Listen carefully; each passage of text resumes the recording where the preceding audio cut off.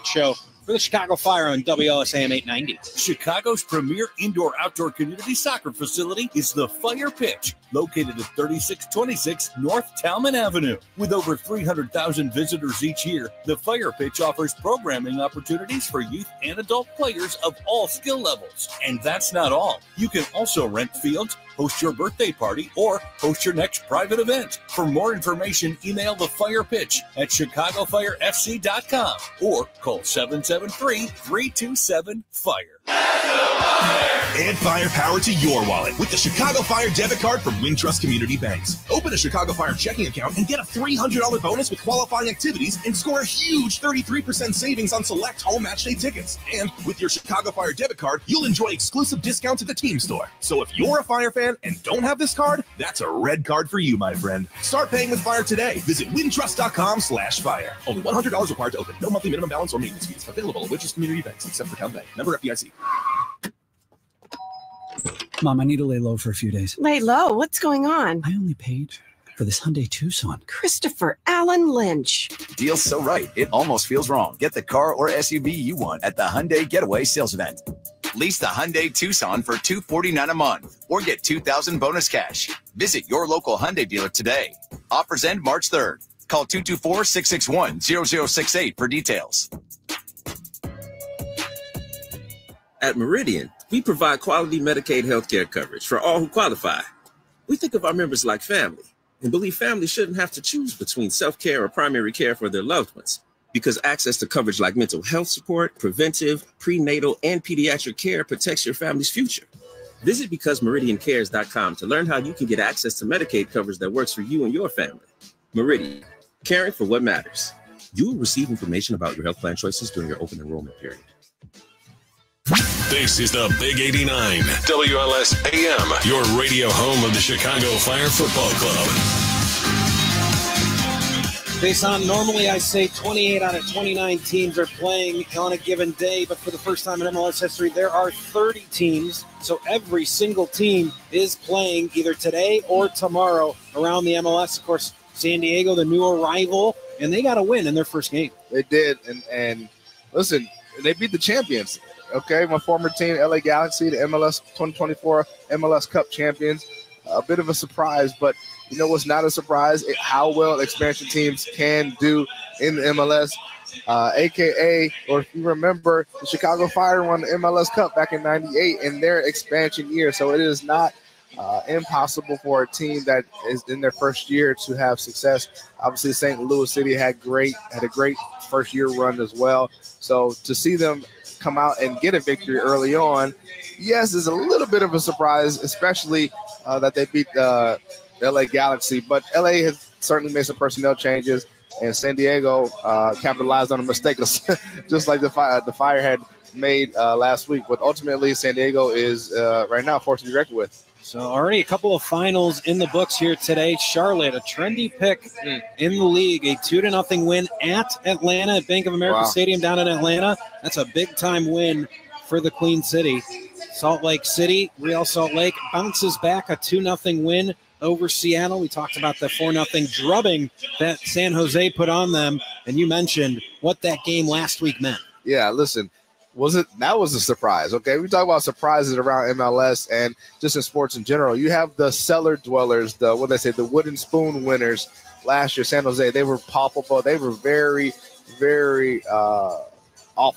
Let me just put it plainly. But with that being said, they brought in, probably the most experienced, one of the most coveted coaches in MLS history, and Bruce Arena, my former coach at LA Galaxy. And you know what Bruce did? He got his old band back together. And one of those members is Dave Sarakin, former Chicago Fire head coach.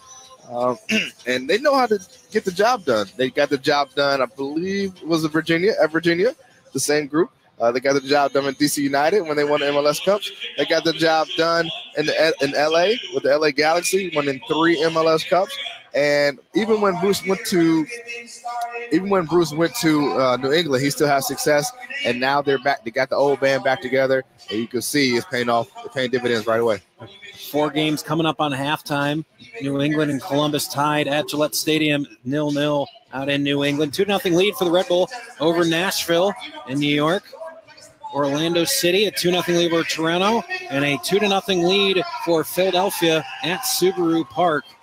Those are the games going on right now, starting with the Fire, Kansas City and San Jose, and Minnesota United and Montreal. Take a time out. When we come back, it's time for my favorite segment of the pre-match show, Deson's Keys to the Game, coming your way after this. Every day we rise so that together we shine. Blue Cross and Blue Shield of Illinois understands what it means to shine a light on the helpers, the healers, the ones building a lasting future of wellness for all of us. Together, we're on this journey, empowering Blue Cross members with the newest technologies, fulfilling our oldest promise, to be forever by your side, rising together toward a healthier tomorrow through it all. Blue Cross and Blue Shield of Illinois, a division of Healthcare Service Corporation, a mutual legal reserve company. The Chicago Fire Foundation has committed to giving back to the community since 1998, enhancing the lives of disadvantaged youth throughout Chicagoland. You can make a difference as well. To purchase a scoreboard message or make a donation, visit chicagofirefc.com/foundation. Plus, participate in the 50-50 raffle during home matches by heading to fire5050.com for your chance to donate and win half of the jackpot. Join the Fire in making a positive impact on the community. Every day, we provide primary care for hundreds of families. But when it's your first mammogram, or your child's sports injury, or your dad's annual wellness exam, you want a team that treats you and your family like the most important patients we've ever had. Because you are. We're Endeavor Health, and your best health is our endeavor. Chicago's premier indoor-outdoor community soccer facility is the Fire Pitch, located at 3626 North Talman Avenue. With over 300,000 visitors each year, the Fire Pitch offers programming opportunities for youth and adult players of all skill levels. And that's not all. You can also rent fields, host your birthday party, or host your next private event. For more information, email the Fire Pitch at chicagofirefc.com or call 773-327-FIRE. You're listening to the Chicago Fire live on 890 WLS AM. Just about 10 minutes from first kick here at Soldier Field, the home opener here in 2025. The Fire looking to notch their first victory of the season as well. And in order to do that, they're going to need to follow Deson Robinson's keys to the game. What do you got? Listen, right now I got 3 keys to this game for the Chicago Fire to get 3 points and a win in front of their home fans. And so number 1 is, can they handle the high press and the energy from DC United? This team they're trying to establish a culture as well. And one of their culture aspects of their culture, is that they are trying to press you high. They're trying to turn you over in rough spaces, bad spaces, so that they can pick it off and score right away. The second key is that, can the Fire decline service to Benteke? Can they handle Benteke? Can they stop him? Can they stifle him? Whatever they got to do, they got to find bodies and make it difficult for Benteke tonight, difficult for him to get service, difficult for him to get a head on the ball. Listen, as we know, the best aerial threat in MLS won 310 aerial battles last year, aerial duels. The second in MLS is his teammate Bartlett with 110. So you can see how prominent and how just great he is in the air. And the last key for me, can the Fire find synergy tonight on all fronts? What synergy is there on the defense? What synergy is there playing out the back? What synergy is there in the midfield and in the attacking line? The team has got to be in play as one unit tonight. Hopefully they stick to the culture that Coach Greg Berhalter has established and wants. And then ultimately, if this team does exactly what he puts out, I guarantee they'll have a solid result tonight. I'm going to come up on the spot here with a new segment called Max's Storyline. Let's get it. And I want to add one additional item. Not going to take the thunder of a key, but a storyline. In the midfield tonight, you've got Sergio Orejo and Sam Williams, along with the vet, Kellen Acosta. What can Kellen Acosta do to get those guys comfortable playing their game? The leadership from 23 in red is going to be huge tonight. No doubt about it. Wore the captain's armband last week. Obviously, former World Cup veteran with the U.S. men's national team. he just has to settle the young players down, keep talking to them, keep communicating with them, and sometimes even over-communicating, just letting them know, hey, it's going to be all right, just relax, a lot of pressure, play smart, but get yourself into the game right away. They should follow his lead in terms of energy. They should follow his lead in terms of voice. They should just follow his lead and what he does tonight, and especially to help them out, they basically need to focus on defense and keeping it simple. And if he tells them that, I think good things will happen in the midfield. Jason, we haven't yet touched on, other than announcing him in the starting lineup, Philip Zingernagel, one of the key additions. A lot of people felt like a key addition, especially from a Greg Berhalter perspective, to help execute what he wants to see up that right wing. Be interesting. Marin Haile Selassie's been hurt, how he fits into that mix once he gets healthy. But for now, 11 in red, Philip Zingernagel in his home opener here with the Fire out of the Belgium League. Could be interested to see what he can bring. Still okay performance from him, looking for more. Yeah, definitely looking for more, but he's also coming off an injury in preseason. Like you said, we got 6 guys out for injuries. Just the Fire has just been hit pretty hard early on this season, and hopefully they'll get over that. With that being said, Zingernagel can play all across the front line for the most part of that midfield, both 7 and 11 and obviously 10 as well. So it'll be interesting to see where he lines up tonight, but also they do need more from him, but he is getting his fitness back. So last week, it pretty uneventful from his side of the field, but hopefully they've pushed him. I know they've watched film, and hopefully they'll give him some confidence to say, hey, here's a bit of a license. Go do your thing. We know the talent that you have, and if you get tired, hey, we'll bring some guys on. There was questions, would we see the same defensive core after a rocky start? Berhalter decides to go with the same crew, say game one, I'm not making any major changes, but tonight feels like a really important night for that back line in concert with Chris Brady defensively to show more togetherness, more communication here tonight at home. Like I said, one of the keys tonight is synergy, man. Synergy is your ability to be at a high level of cohesion with those around you. You talked about Acosta and the 2 young midfielders, Orahel and Williams, in there, where hopefully they can synergize and get together quickly. That back line, you have MLS veterans in there, you have young players. Can they continue to be on the same page? And once again, it is early in the season, but the faster you gel, the faster you come together, the easier and the better things will be. So it is about how great that they can be as a unit tonight. And this is how they have to find success this whole year. The first half typically, Max, is about tactics, strategy. Okay, who's figuring things out? Second half is usually mano a mano. Who's going to beat you? Am I going to let you beat me? So on and so forth. A nice crowd filing in. We'll take a timeout.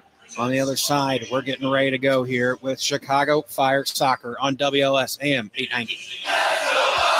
Add firepower to your wallet with the Chicago Fire debit card from Wintrust Community Banks. Open a Chicago Fire checking account and get a $300 bonus with qualifying activities and score a huge 33% savings on select home match day tickets. And with your Chicago Fire debit card, you'll enjoy exclusive discounts at the team store. So if you're a Fire fan and don't have this card, that's a red card for you, my friend. Start paying with Fire today. Visit wintrust.com/fire. Only $100 required to open. No monthly minimum balance or maintenance fees. Available at Wintrust Community Banks except for Town Bank. Member FDIC. Mom, I need to lay low for a few days. Lay low? What's going on? I only paid for this Hyundai Tucson. Christopher Allen Lynch. Deal's so right, it almost feels wrong. Get the car or SUV you want at the Hyundai Getaway Sales Event. Lease the Hyundai Tucson for $249 a month or get $2,000 bonus cash. Visit your local Hyundai dealer today. Offers end March 3rd. Call 224-661-0068 for details. At Meridian, we provide quality Medicaid healthcare coverage for all who qualify. We think of our members like family and believe families shouldn't have to choose between self-care or primary care for their loved ones because access to coverage like mental health support, preventive, prenatal, and pediatric care protects your family's future. Visit BecauseMeridianCares.com to learn how you can get access to Medicaid coverage that works for you and your family. Meridian, caring for what matters. You will receive information about your health plan choices during your open enrollment period.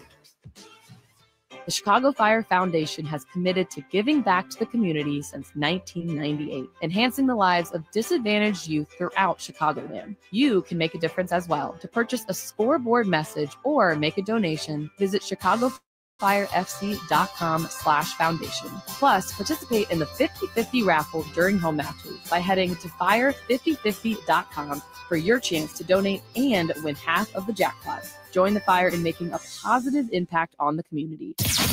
You're listening to the Chicago Fire live on 890 WLS AM. Set to go at Soldier Field. It is crisp. It is cool. It is a red-hot crowd on hand to try to will on the Chicago Fire to their first win of the year, I should say, here tonight against DC United. Got some youngsters in the lineup. A new team coming together, looking to execute and find a few points here at home and get their season started in the win column. We'll see that action on the other side of a break right here on WLS AM 890. Where can living well take you? Well, anywhere you want. At Blue Cross and Blue Shield of Illinois, we understand greater all-around health starts by making sure greater access to health care is all around you. It's why Blue Cross is committed to advancing and simplifying the healthcare experience for our members, no matter the state you find yourself in. We'll be forever by your side, always elevating your healthcare well beyond. Blue Cross and Blue Shield of Illinois, a division of Healthcare Service Corporation and Mutual Legal Reserve Company. Every day, we provide primary care for hundreds of families. But when it's your first mammogram, or your child's sports injury, or your dad's annual wellness exam, you want a team that treats you and your family like the most important patients we've ever had. Because you are. We're Endeavor Health, and your best health is our endeavor. This is the Big 89, WLS AM, your radio home of the Chicago Fire Football Club. Listen to every match on WLSAM.com.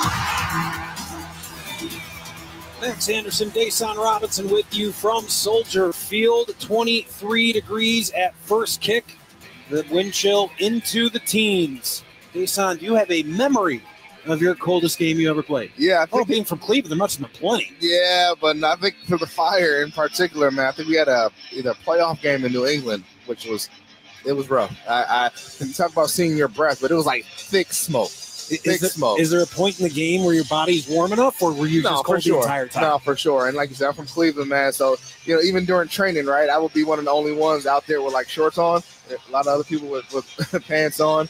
But nevertheless, man, once you get going, right, especially with the adrenaline, man, like you're pretty locked in, you're pretty good to go. But it doesn't necessarily always dismiss how cold it is. Gabriel Pirani stands over the ball. He'll get play started from the center circle here at Soldier Field on the lakefront. Chicago Fire ready to start their home slate here in 2025. We are underway as Brandon Cervania plays it for DC United. Long ball sent forward, gets deflected.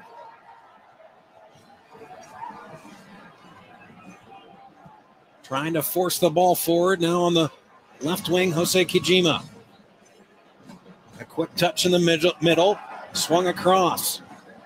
Now played into the box, look in the back post, a header just off the top of the head of Pirani, just outside the 6. It'll be a goal kick for the Fire. And you can see how energetic this DC United team is early on in the game. They get right after it in the first 30 seconds, turn the Fire over and end up getting the cross in. Pirani tried to get his head on the ball, but Jonathan Dean with a great recovery to put a body on him to throw him off a little bit and the Fire now have a goal kick. Really similar spot to where the header went in last week, and see good coverage as this played out by Chris Brady and just past Jonathan Dean, and it's something that's been a continued conversation with Chris Brady. Not the best ball out of the back, probably the area that he needs to work on the most. Lucas Bartlett plays it on the back line for DC United. He'll send a long back spinning ball forward. Gutman heads it down. Sam Williams gets his first touch of the game.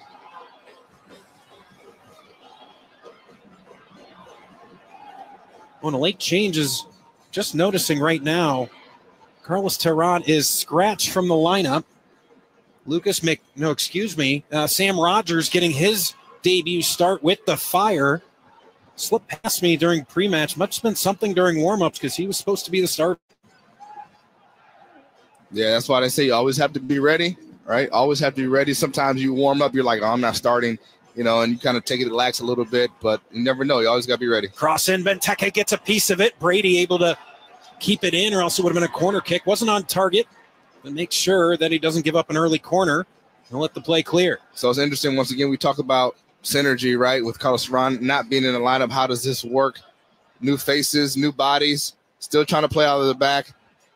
And I think it's a good decision to clear it right there by Chris Brady.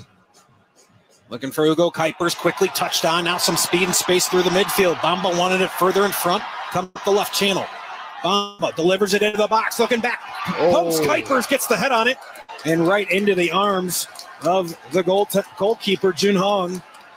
But a good first look up the field. Man, unbelievable break by the Fire. Playing out the back. Chris Brady getting that ball up to Orahel, who finds Bamba out wide. And once again, you can see the quality that he brings, man. He not only finds the right spots, but he's able to put delicate balls, delicate crosses in right at the right time, at the right spot. And a lot of times, if we're being honest, last couple of years, we didn't see that. The Fire were able to break out at good times, but then that last ball just was sorely lacking. And Bamba has that quality, has that ability to do seemingly all of it going forward. Now DC United playing out of the back.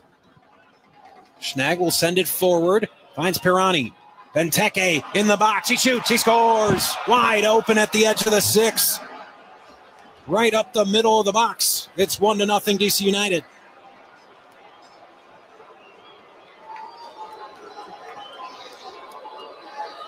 And this is certainly not what you want early on in the game. You don't want to go down early. You don't want to allow DC to benefit off their high press, and it just really comes out of nothing. A simple ball out wide.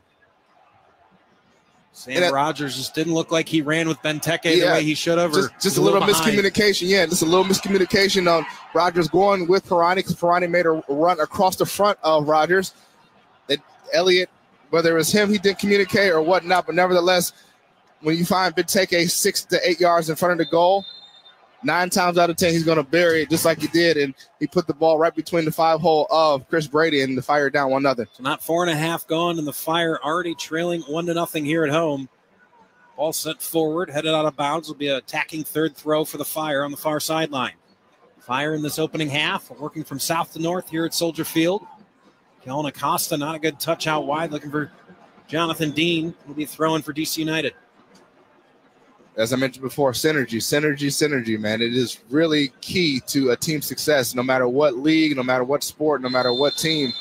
And we just saw just 2 players, 2 center backs really not being on the same page, or maybe even one player just not understanding what to do when certain things happen. Like I said, Pirani, the Brazilian U23 national team player, former Brazilian U23 national team player, ran across the front of Rogers. He didn't know, should he go with him?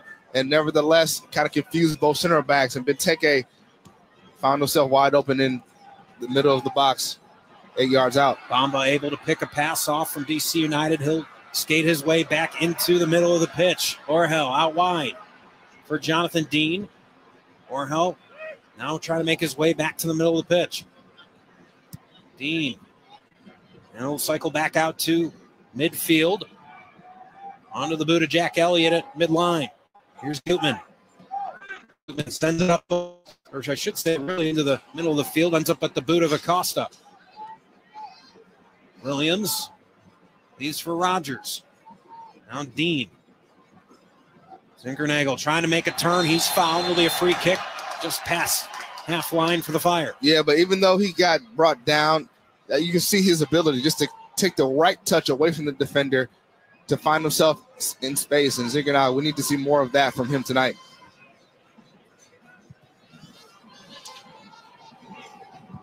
Now trying to send it across is DC United, just arcing into the Chicago Fire end of the field. Finally, now Benteke with some speed and space up the left channel. He's going to center it. He's looking for his midfielder. Now again, stuck just outside the box, trying to get a shot off Kajima. Benteke can't turn, gets it out wide to Stroud. Stroud centering ball, slowed down by Gutman. Now still loose as Brady couldn't handle it. DC gets back on it. Stroud, edge of the box, trying to make Gutman miss. Instead, he'll have to turn around and play back out wide. Aaron Herrera with the ball, and Gutman eventually deflecting it out off the boot of Stroud. Right now, DC United is putting all the pressure, all the momentum on this Fire defense. Fire hanging on by a thread right now. Once again, that synergy I mentioned before, they really got to figure this thing out. Defensively, you got two young players in the midfield. You got a new introduction, Sam Rogers, another young player who hasn't really played much or doesn't have much MLS experience. So this is going to be interesting to see how this next 10 minutes or so goes for the Fire. Can they bend without breaking again? And I think if they do that, they can stay in this game and even get back in this game.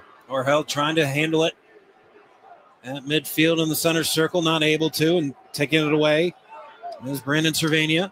He'll send it back to a defender, and this high arcing ball forward up the right channel, just a little bit too far for Stroud, and Brady's able to put his mitts on it. And that's one thing that DC does. They high press you. They play direct, whether it's to Benteke or to the flanks, and then they try to get crosses obviously and find Benteke's head or his feet to help him make the right decision inside the box, whatever that is. Fire turn it over. DC United's able to win the ball back. They'll reset and bring it back to Bartlett.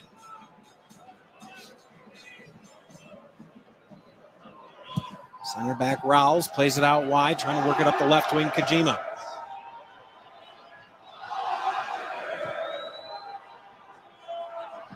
Cycled back to Bartlett on the back end.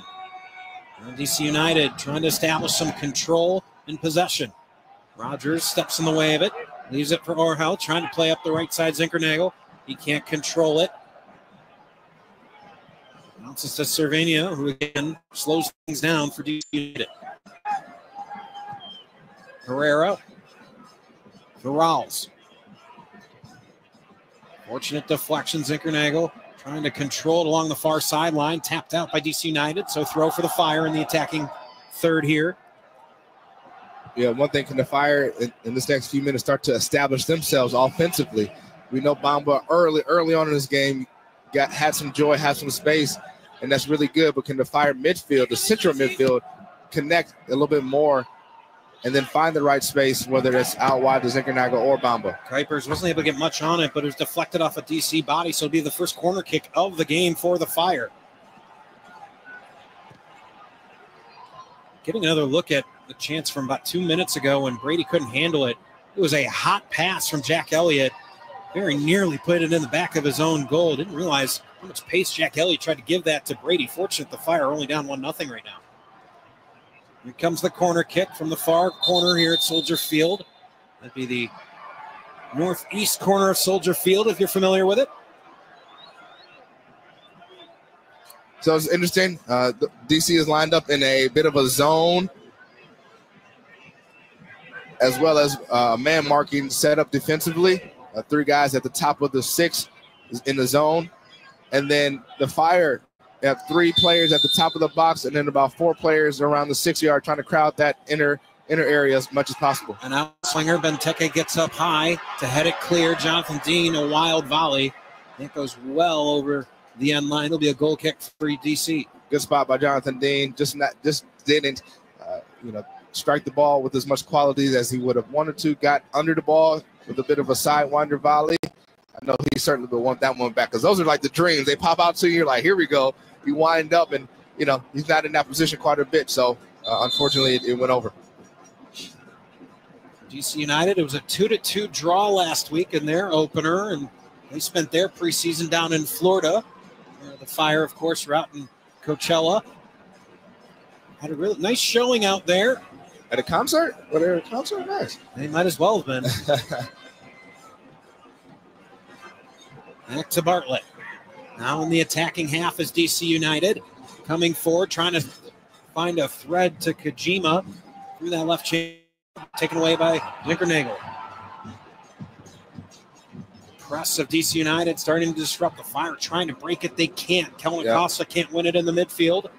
Benteke now out wide for Stroud. And Stroud, not liking his angle, plays back to his right back in Aaron Herrera. And Herrera retreats. Back to Jun Hong, the South Korean goalkeeper.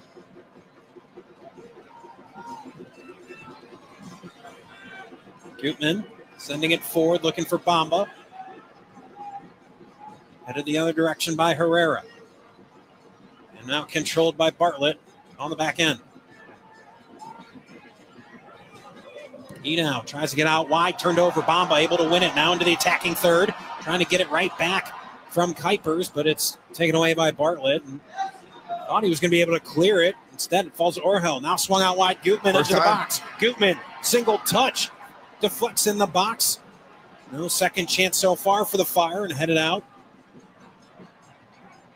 One more time by Kai Rowles. Still just about 10 or 15 yards outside the box, but not able to get any more of the Fire. And Zinkernagel turns it over. That's going to break out DC United. Kojima on the far side. Zinkernagel trying to slow him down, and then a foul committed by Rogers about 40 yards from goal. Certainly was a foul. They may not believe it was, the fans, but it certainly was on Kojima, the Wake Forest product, who was actually selected by San Diego in the expansion draft. I believe he was in St. Louis last year, and like I said, was selected by San Diego, but then subsequently traded to DC United, and this is his second start in a row for Troy Lessane's team.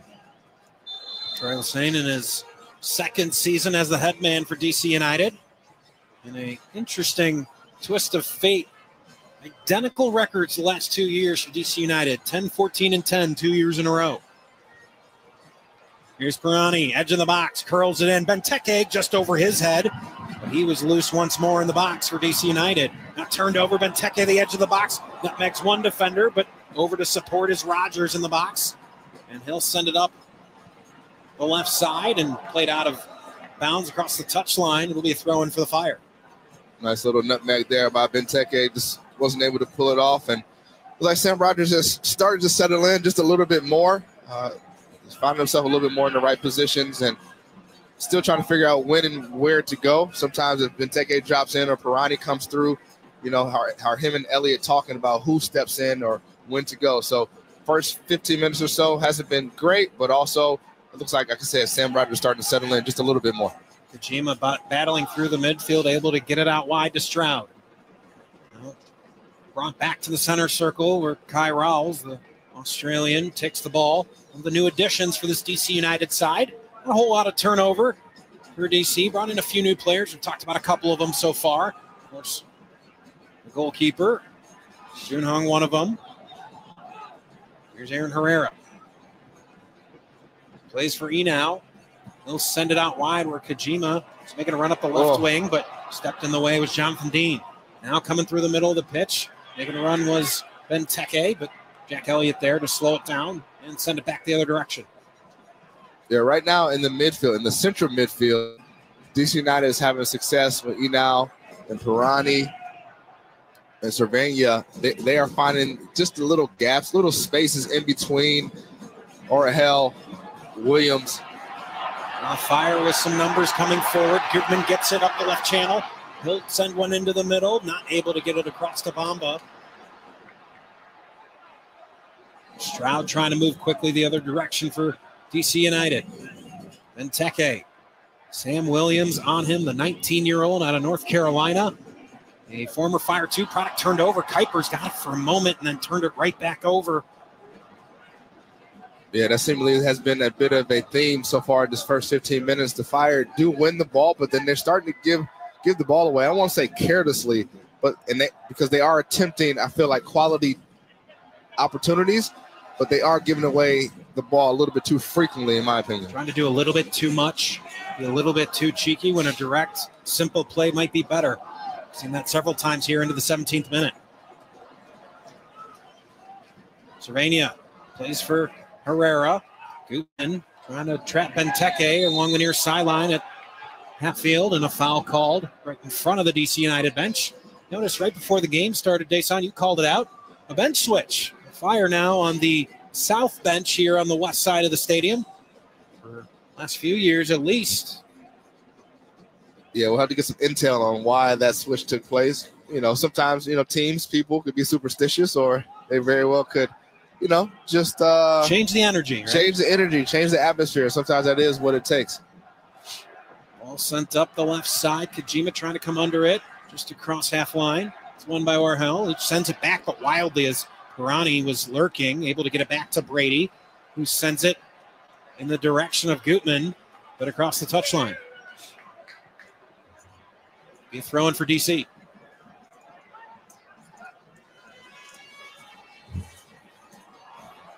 Now out wide, Stroud.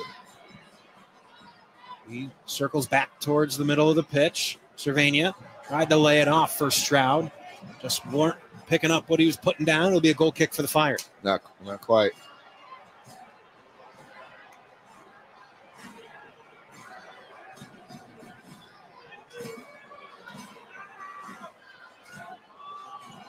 Jack Elliott standing over this goal kick.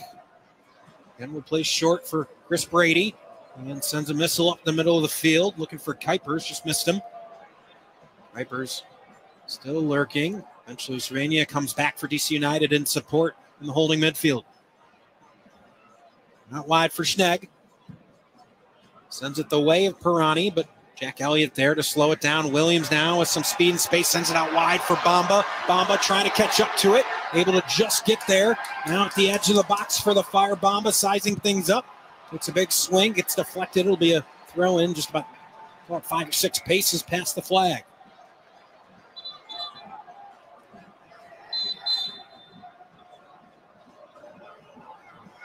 Now Andrew Gutman takes a step back. See if he tries to launch something into the box. Seemingly a bit of a long throw Gutman might have. And Toronto typically takes these long throws, but Jack Elliott's up there with 6'6". Teke is backing him. Bouncing around the box. Kajima able to clear it for DC United. And a flag goes up. Maybe on the throw. Maybe Gutman stepped on the field. Oh, he lifted his foot up. Bit of an old school call. You don't really see or hear that a lot at the professional ranks. And I've seen it a lot where referees have missed it. Clearly one of the legs or one of the feet of that particular player has come off the ground. And apparently that was the situation here with Gutman's throw. Herrera gets play starter for DC United. Argel able to win it in the midfield. Great turn. Look at that quality. He's got it. You just got to figure it out here at this level. Bamba dispossessed by Herrera. Winning right back, Kellen Acosta. Now Gutman in small space. Plays the ball up the left wing. Edge of the box, Bamba. Looked like it was off of Bamba. We'll see what the call is. It's going to be a goal kick. That was the right call. Listen, that's a great play by Bartlett back there. As that ball was going played into space to Bamba. Bartlett had to get it right. He slid. Got the ball and actually carried him off of the foot accidentally by Bamba. And now a DC United goal kick. But great play by Bartlett in the back. Fire yet to have much in the way of a quality offensive chance. Maybe the best one so far was the ball from Bamba that Zinkernagel got a head on, but right into the chest of Jun Hong. We step aside for station ID. This is 890 WLS AM Chicago, 94.7 WLS FM HD2 Chicago, a Cumulus media station. Max Anderson, Dason Robinson with you for the home opener here for the Chicago Fire at Soldier Field. 1-0 the score. DC United up here in the 21st minute. It's been mostly DC United's game so far, upwards of 60% of possession. They've obviously got the lone goal. They've got a couple of shots on goal. The Fire yet to have one of those. Ball played in the center circle. Now swung out wide for Herrera. He bluffs a big ball up the right side as he got Sam Williams airborne. Here's Enow. Not a good touch from him as he tried to play it forward to Pirani, but it's going to be a foul. Man, that's tough. They really bailed DC United out as Enow made a bad touch. Sam Rogers was just trying to win the ball. Take a look at it on replay. See the bad touch from Enow, and Rogers just working towards the ball. Kajima, frankly, a smart play on his part, just to kind of shield him away from being able to get to it. It forced Rogers to go through him. Now only a free kick about 7 yards outside of the box, straight away. Yeah, you said it. The ball mishit by Enow, who tried to play with the outside of his boot out wide. Sam Rogers read the play, but unfortunately, DC United player was able to stick his body in between the ball and Sam Rogers and drew a free kick in a pretty quality area. About, I would say, what, mate? is it 30 yards, maybe 25? 18, maybe right, add 25. about. Yeah, 25 yards out. 30 is too far. 25 sounds right. But it's also a very interesting spot because it's pretty much dead center toward the goal. So you typically going to see a lot of free kicks this way. It's usually the keepers at one side because the free kick is on the right side or left side. So it'll be interesting to see what he now does with this free kick. He now stands over with the left. He's going to take it on goal. He shoots that one just wide, maybe a little bit high too. Be a goal kick for the Fire. Yeah, it's a tough one. Like I said, you typically don't see free kicks that dead center, but he actually took it well. That one curled, call it 3-4 feet wide of the goal. Yeah, a bit fortunate there for the Fire, giving up a free kick that close and in that quality of a position. Brady on the restart, trying to find Ugo Kuipers in the center circle, instead taken over by Now Herrera will bring it back to Bartlett, just outside his own box. Bartlett sending a heavy ball up the middle. For a moment, Stroud tried to catch up to it up the right channel, but Brady comes over and gloves it for the Fire. Elliott out wide for Gutman. Gutman sends a ball, not a good one, up the left side. Bamba trying to win it back. Instead taken by Bartlett.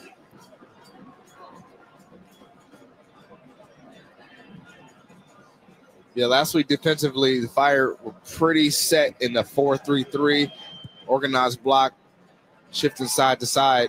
And they're set up that way, this way similarly. But right now, once again, like I said, Pirani and Enau and Cervania are just finding these little gaps in between Acosta and Orahel and Williams. And they're able to find Benteke as well. Orahel able to force a turnover, finds Kuipers. Now coming up into the play is Sam Williams. Gutman, edge of the box. Loses the edge, so he'll send it back to Elliott.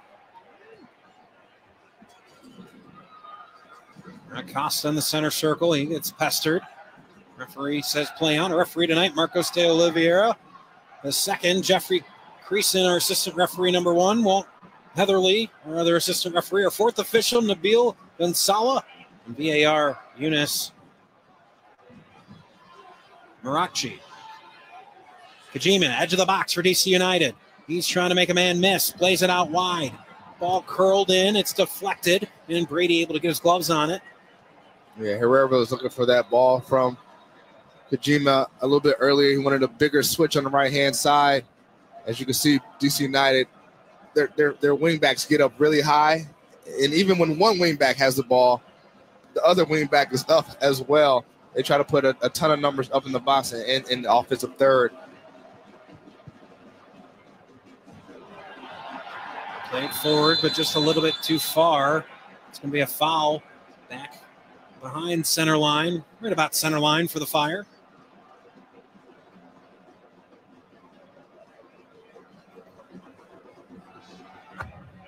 Yeah, right now, in 25 minutes, the Fire have only had a few really good attacks, really good build-ups. They haven't had a lot of control of the ball. Be interesting to see what the possession is or will be at halftime. But the times that they have had possession and have played quick, 1 and 2 and maybe even 3 touches, they've looked really good, and they found the ball at the right individual's feet. So, for example, when the ball came out here with Gutman, Williams, Acosta, Orahel, it was good combination play.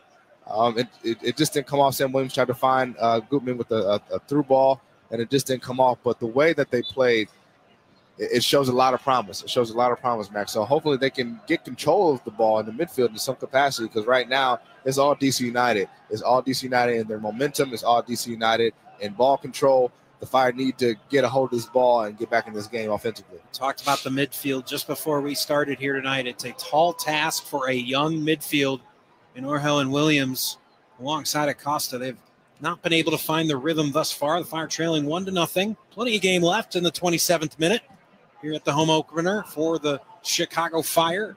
Greg Berhalter, his first home game here at Soldier Field. I had to think back. I wonder if he coached a U.S. men's national team game here. We'd have to go back and look at that. Yeah, I can imagine he has. Obviously was here as a visiting coach several times. His first official home match as the head man for the Fire. Ellen Acosta gets ran over in midfield by Enow.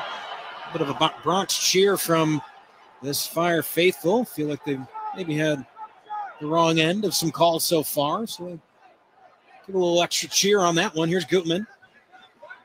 Williams. Acosta. Back to Williams. Well, Bamba and Acosta not quite on the same page, but Bamba able to win it back, and Arhel just decides to reset. See in real time, Bamba and Acosta trying to figure things out. Yep. Zinkernagel, far side. Chips it along, Jonathan Dean, edge of the box. Dean, cross in. Kuipers the header off the crossbar. Off the top half of the crossbar, still alive, now cleared out. And across the touchline for a throw for the Fire as Fire faithful come to their feet, proud of the effort. And that's what we need to see a little bit more of, getting the ball out wide. Zinkernagel finding the ball as much as possible. You can see how cheeky he is, a little cheeky dink between two players. Hey, I've said this for 2 years. When Jonathan Dean finds himself in attacking offensive position, he usually puts a quality cross in and ends up finding the head of Hugo Kuipers, who carries the ball off of the crossbar. But can the Fire get the ball out wide more? Hopefully. More often than not, when Hugo Kuipers gets a look like that, he finishes it. Crossbar said no. And now a shove. I think we're going to get a card here as Gutman and Bamba not happy. Come on, that's got to be the card, man. No talking to. No talking to. A gratuitous shove. No talking to. Yeah. I'm a fan. That's a bag. He needs to give him a card.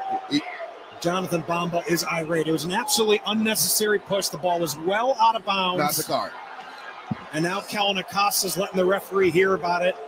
That's a card.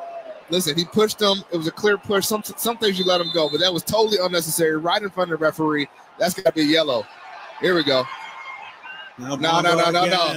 Here we go. Yep, good. Let's go. Stroud wanted a foul on Bamba, and if that would have been called, I think this place would have erupted in the wrong way. Gutman trying to cross in, gets the Bamba in the box. Bamba trying to make one man miss. There we go. Let's go. And Stroud has to kick it out of bounds. It'll be a corner kick for the Fire. All right. Crowd's into it a little bit. Sometimes you get a crowd a little bit annoyed and a new energy's found, and that's what we've seen here in the last minute or two. Zinkernagel will take the corner kick here at the near northwest corner here in Soldier Field. Zinkernagel, inward swinging ball, Sky, backdoor header, Kuipers, 1-1.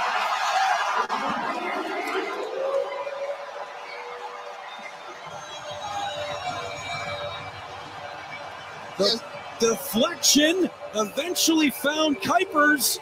Not the most pace on the header. He just needed to get something on it to get it across the goal line, and that he did. Yes, sir. Yes, sir. Kuipers, the poacher, the man who finds himself in the right spots 9 times out of 10, was able to get his head on that ball that came through and bounced inside the 6. You typically don't see that quite often.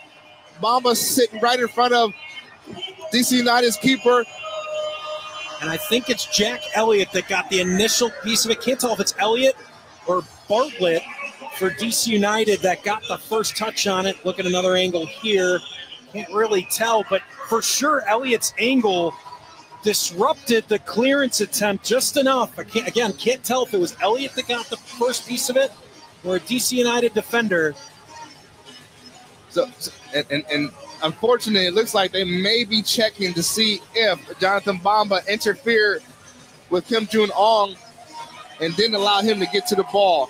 Typically, a defensive team has a player try to push that offensive player away from the keeper. And so right now, VAR is checking to see if Jonathan Bamba interfered too much with Kim Jun-ong, trying to get to that ball. That's what they're reviewing. The ball has not been kicked off as of yet. He was emphatic about it. As soon as the goal went in, Kim Jun-hong, the South Korean goalkeeper, was immediately in the face of the referee protesting. We're still taking a look at it. Me personally, when I looked at the replay, I could see why he might protest, but it wasn't like he was holding him. It wasn't like he was boxing him out per se. He was just moving his body. I think the goal should stand, in my opinion. A long review here. We're going on in probably 2 minutes. Well, once again, why is it a long review? Because what I witnessed, it looked like he really wasn't necessarily impeding his progress on purpose, if that makes sense. He wasn't incidental, obstructing him, holding him back, boxing him out like in basketball. No, it was more so like, I'm doing my job. I should be in front of the keeper. We do that a lot, and I think it's a goal. Yep. It's a goal. There it is. So back to level here in the 33rd minute. A new game, and it's Ugo Kuipers after his 10-goal performance a year ago in his first year in the MLS. Gets his first goal of the season here in the home opener. And that's why they brought him in. Listen, you need somebody who's able to find the back of the net in any way, shape, or form. Ugo Kuipers, like I said, poacher. He does the job. He is in the right spot at the right time. We just had to get him quality service. And Jonathan Bamba and the types of players, Philip Zinkernagel was able to get that corner in to find it at the right time. DC United trying to respond. Played into the box for Pirani. Orhel with him every step. Now Jonathan Dean, right back Pirani. He tries a cross, not able to get anything on it. And Orhel, a great play all the way back on his end line to clear it out to midfield. Now. And played once more to the back end of Kai Rawls. And this crowd has come alive on this frigid evening in Chicago. Maybe March. Sure still feels like January. It's 23 degrees at first kick. It's expected to get down into the teens. The real temperature, real feel already down there is Kajima making a run up the left channel. Ball into the box, deflected. Jonathan Dean there with him. Now centering Benteke. Just missing wide. And you heard the raw motion of Dason Robinson. We all saw it too. Benteke wide open. And he's saying, I don't normally miss that wide. It was deflected. The referee saying, no, it's going to be a goal kick. We'll take another look. And just simple, a little bit of miscommunication once again between Jonathan Dean and Sam Rogers. Kajima was able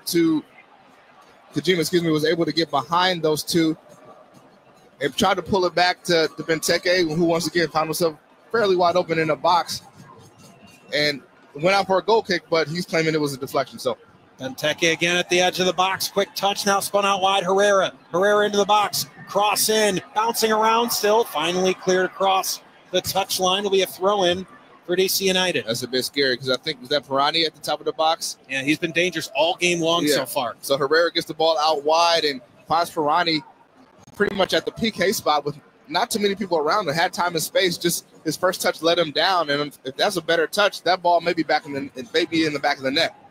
Jonathan Dean plays this across the far touch line, and we throw in for DC United.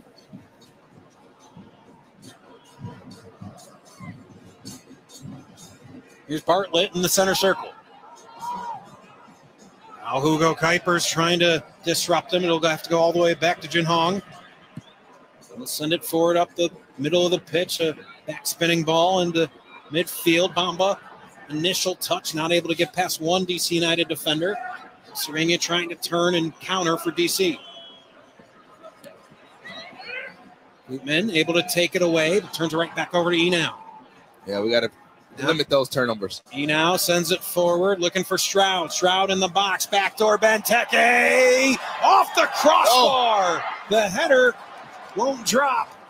It was a floating header. It felt like it was tantalizingly just fluttering through the air and just does hit the crossbar. Again, Benteke not marked. Third time, he's only made the Fire pay once, but if he continues to be unmarked, it's going to be a long game. Listen, I'm going to be honest right now. Sam Rogers is having a bit of a rough time, the defensive back line, and I don't mean to call him out in a negative way, but you cannot, when the ball goes out wide as a center back, you have to locate whoever is in the middle, and you need to find, especially this man, Benteke. He's wide open. You cannot let him have any space inside the box at all when the ball's out wide. Cross into the box, initial cleared, and Kuipers gets it back towards midfield. Bamba tried to make a run for it, and Kuipers not quite able to play it past. Now Benteke loose in the box. Brady comes out, gets a deflection and slows down. Now nobody in net. Oh, big save by Orhel, and eventually offsides. Brady came all the way out. Excuse me, Sam Rogers who is taking Brady's spot, but it was offsides.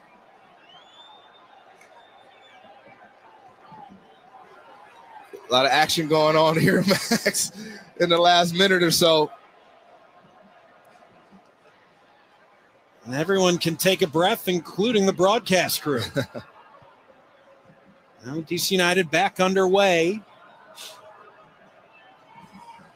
And Teke at the edge of the box. Elliott, bad touch, and Brady just able to clear. But again, the adventures on the back line continue for this side. And now played out. Oh, they're going to call a foul. Oh, no. It's a foul. Listen, I know you're saying, oh, no, I agree. But I don't want to hear anything from, DC United, because what happened over here against Bamba, no, not acceptable. Now Herrera up the right wing with some speed. Backtracking, Sam Williams slows him down. Herrera, center of the pitch now. Swings it out left. David Schnegg gets a touch in the attacking third. Now reverse flow as it comes to Cervania, and back to Bartlett in the center circle. Tries to thread a pass, is able to get it. Kojima now into the box. Kojima, Dean trying to catch up. He does. Great defensive play. Jonathan Dean forcing the play out, and it was offsides. That was a really nice threaded ball up that left channel. Kojima got a first touch on it in the box.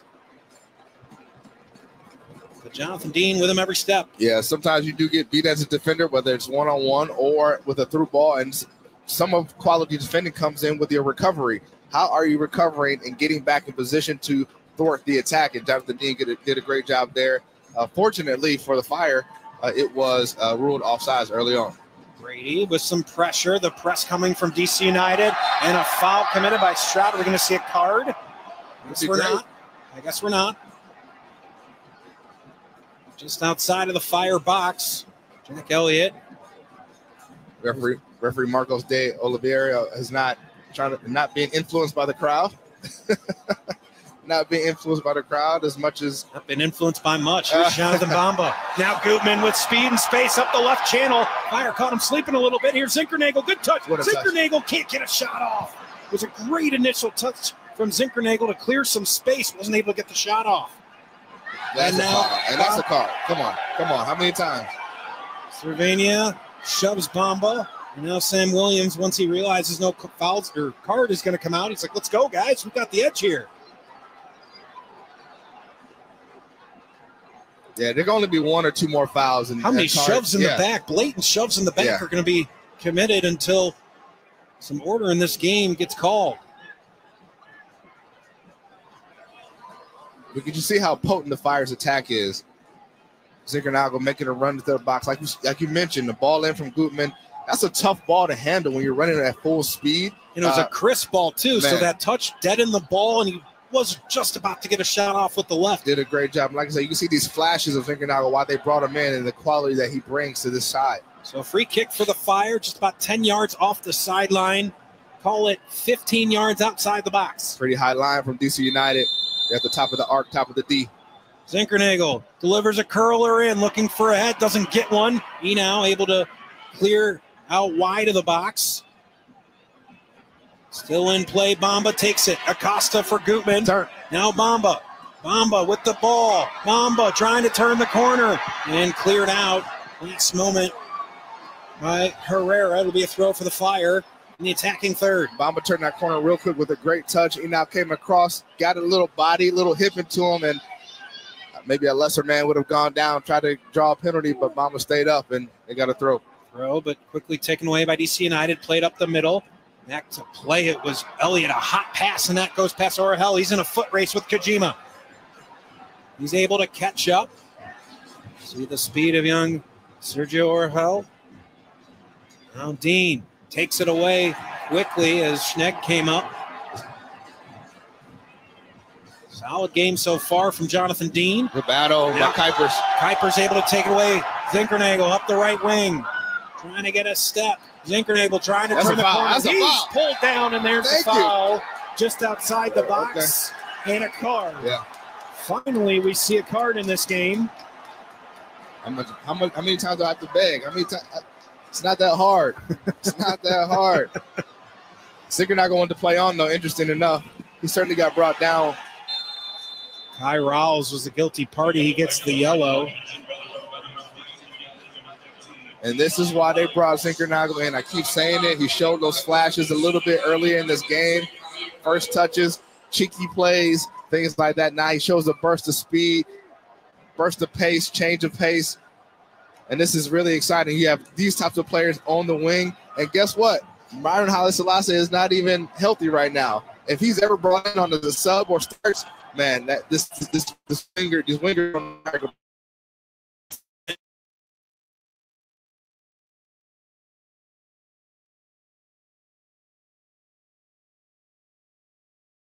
free kick for the Fire, almost identical to the one we had just about 2 minutes ago, but on the other side, just outside the box, just outside, just off of the touchline. Curler in, looking for the header. It goes off the head of Elliott and well over the bar. It'll be a goal kick for DC United, but the second half of this first half has been all Fire. It definitely has.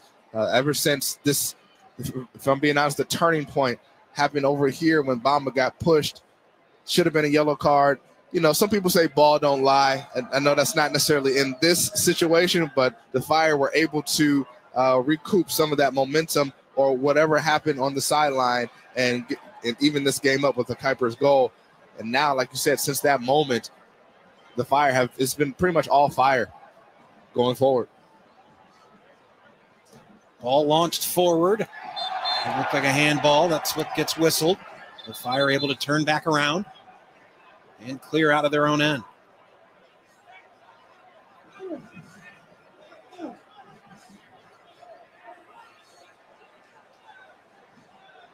Jack Elliott will get things started for the Fire here in the 44th minute.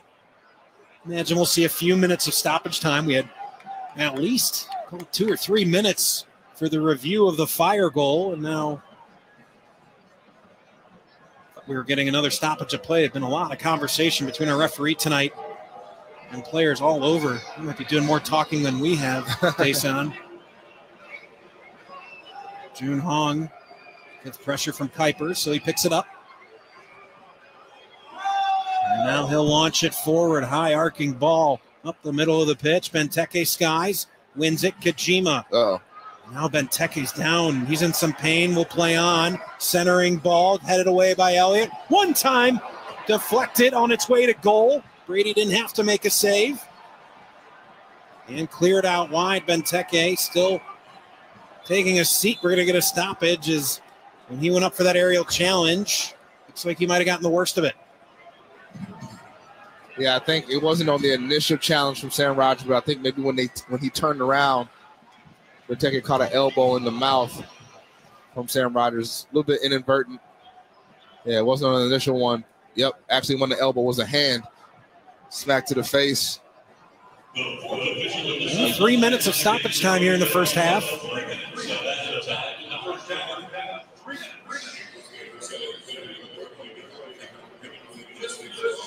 So it's going to be a throw-in on the near sideline for Aaron Herrera. The attacking third here for DC United. It was about this moment last week where the go-ahead goal was scored and really deflating going into halftime, especially after the 2 first-half goals for Brian Gutierrez. See if the Fire can get to halftime level or maybe sneak one in. Sent up the right side. Herrera trying to catch up to it, not able to. Trickle across that touch line. It'll be a throw for the Fire. I know I said it's a tale of 2 halves usually every single game, but goodness, this is a tale of 2 halves in this first half. Now a foul committed by DC United, so the Fire going to get a free kick to clear. Foul on Williams by Cervania.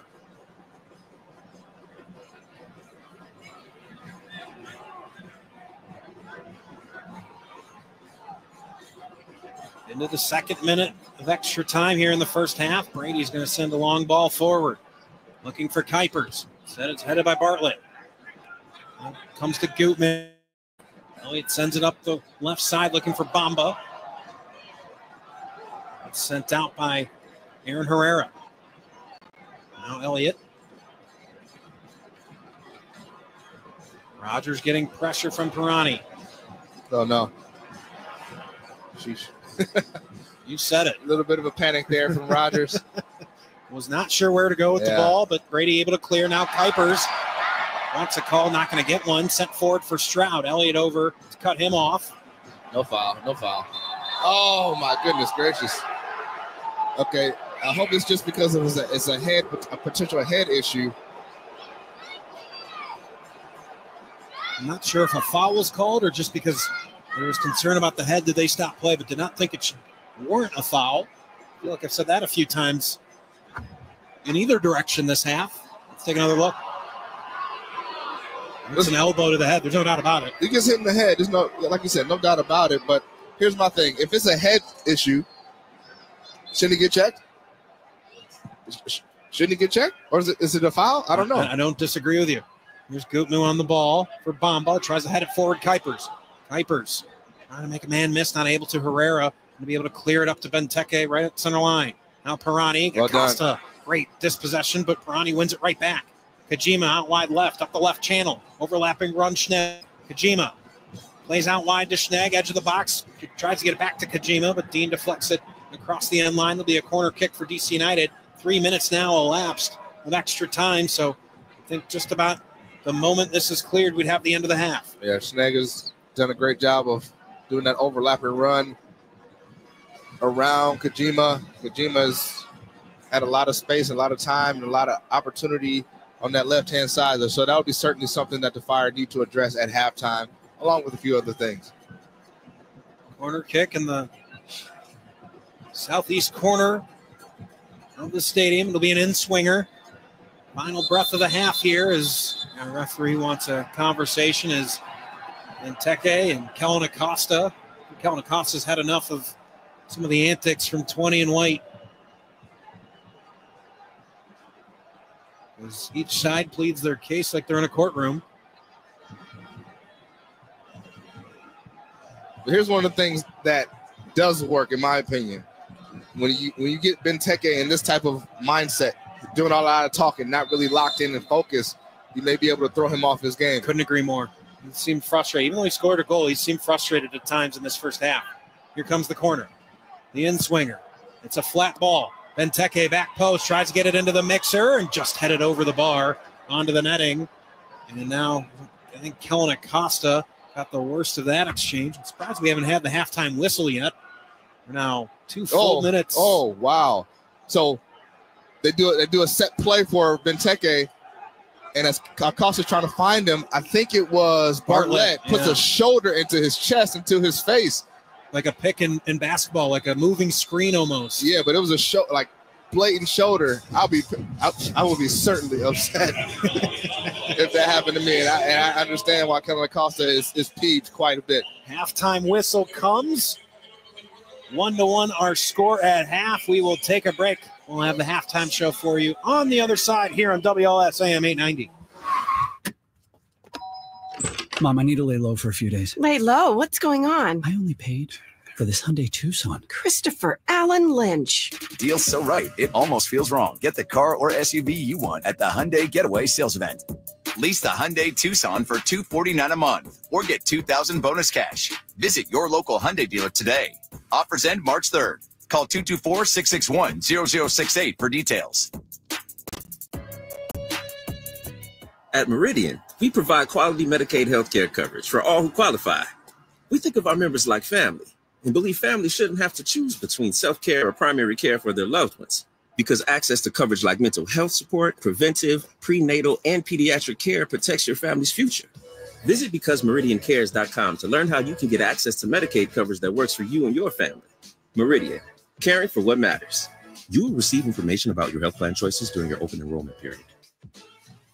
The Chicago Fire Foundation has committed to giving back to the community since 1998, enhancing the lives of disadvantaged youth throughout Chicagoland. You can make a difference as well. To purchase a scoreboard message or make a donation, visit ChicagoFireFC.com/foundation. Plus, participate in the 50/50 raffle during home matches by heading to fire5050.com for your chance to donate and win half of the jackpot.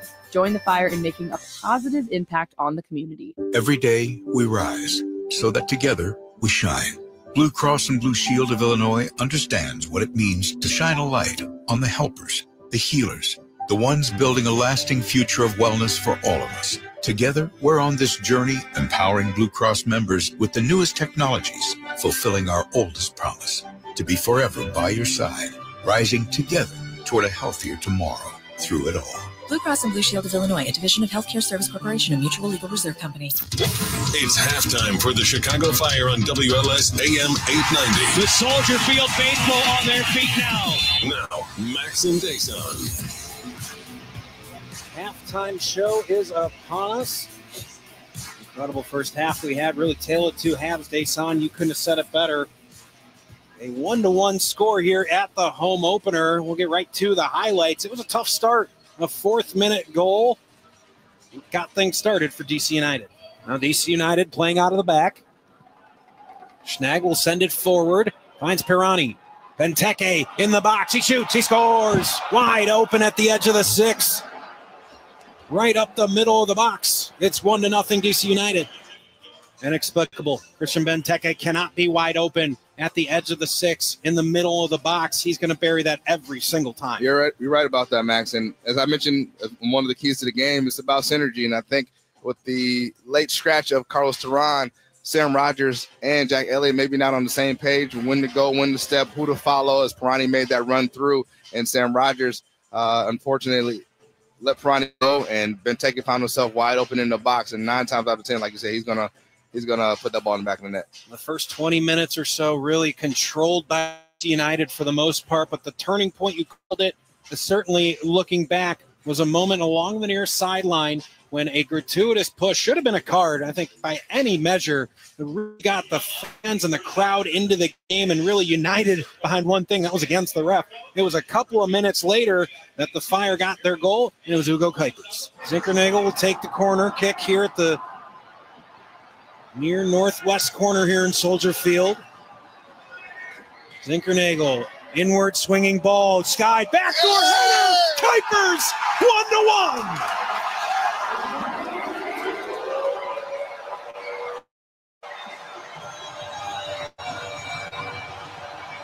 The deflection eventually found Kuipers. Not the most pace on the header. He just needed to get something on it to get it across the goal line, and that he did. Couldn't tell if Jack Elliott, we saw 5 or 6 replays of it, couldn't tell if he got a piece of it, but his body got in the way at the very least. It deflected off someone or something, ended up on the back door. All Hugo Kuipers had to do was really tap it across the goal line, and that he did. That's how he got to level. Exactly, and so one of the things you want to happen on a corner kick is you want players attacking the ball, because you never know what could happen, and that ball actually bounced inside of the 6, and when that ball bounces inside the 6, good things typically happen for the offense, and Kuipers, the man on the spot, he knows what to do, knows where to be, and as we've seen over the last year or so, excuse me, that he knows how to put the ball in the back of the net. Jason, it felt like there was an attitude, an edge in that second half of the first half that we haven't seen. Even when things were going well in the first half, it seemed relatively, I don't want to say easy, but flowing. They started to get a little annoyed, I'll say. I'll try to keep it clean here on the broadcast. And you saw that channel itself with energy in the second half of that first half. Just was a different team. No doubt about it. And sometimes that's what it takes. You know, something happens physically or something doesn't go the right way, and the team is cultured or comes together based on one thing that happened to that team. They get all get on the same page. The intensity is ramped up, and next thing you know, we have a goal in the back of the net, and this tie 1-1. So I'm looking for more of that in the second half. Kellen Costa had a little bit of a situation at the end of the first half, and I know he's going to come back out with more and more fire. At Loyola University Chicago, tomorrow isn't soon enough. We make it an impact today. We learn to lead on a world stage. Top-ranked teaching ignites our minds to innovate, always with purpose. A dynamic community sparks our spirit to reimagine and solve what is possible. We won't wait to build a brighter future. We do it today. We are Loyola University Chicago. Well, folks, we're down to 22 degrees here at Soldier Field, but the game has certainly heated up over the last few minutes, especially at the end of that first half. We'll take a timeout. When we come back, we'll have the halftime show rolling along here on WLS AM 890. Every day, we provide primary care for hundreds of families. But when it's your first mammogram, or your child's sports injury, or your dad's annual wellness exam, You want a team that treats you and your family like the most important patients we've ever had. Because you are. We're Endeavor Health. And your best health is our endeavor. Chicago's premier indoor-outdoor community soccer facility is the Fire Pitch, located at 3626 North Talman Avenue. With over 300,000 visitors each year, the Fire Pitch offers programming opportunities for youth and adult players of all skill levels. And that's not all. You can also rent fields, host your birthday party, or host your next private event. For more information, email the Fire Pitch at ChicagoFireFC.com or call 773-327-FIRE.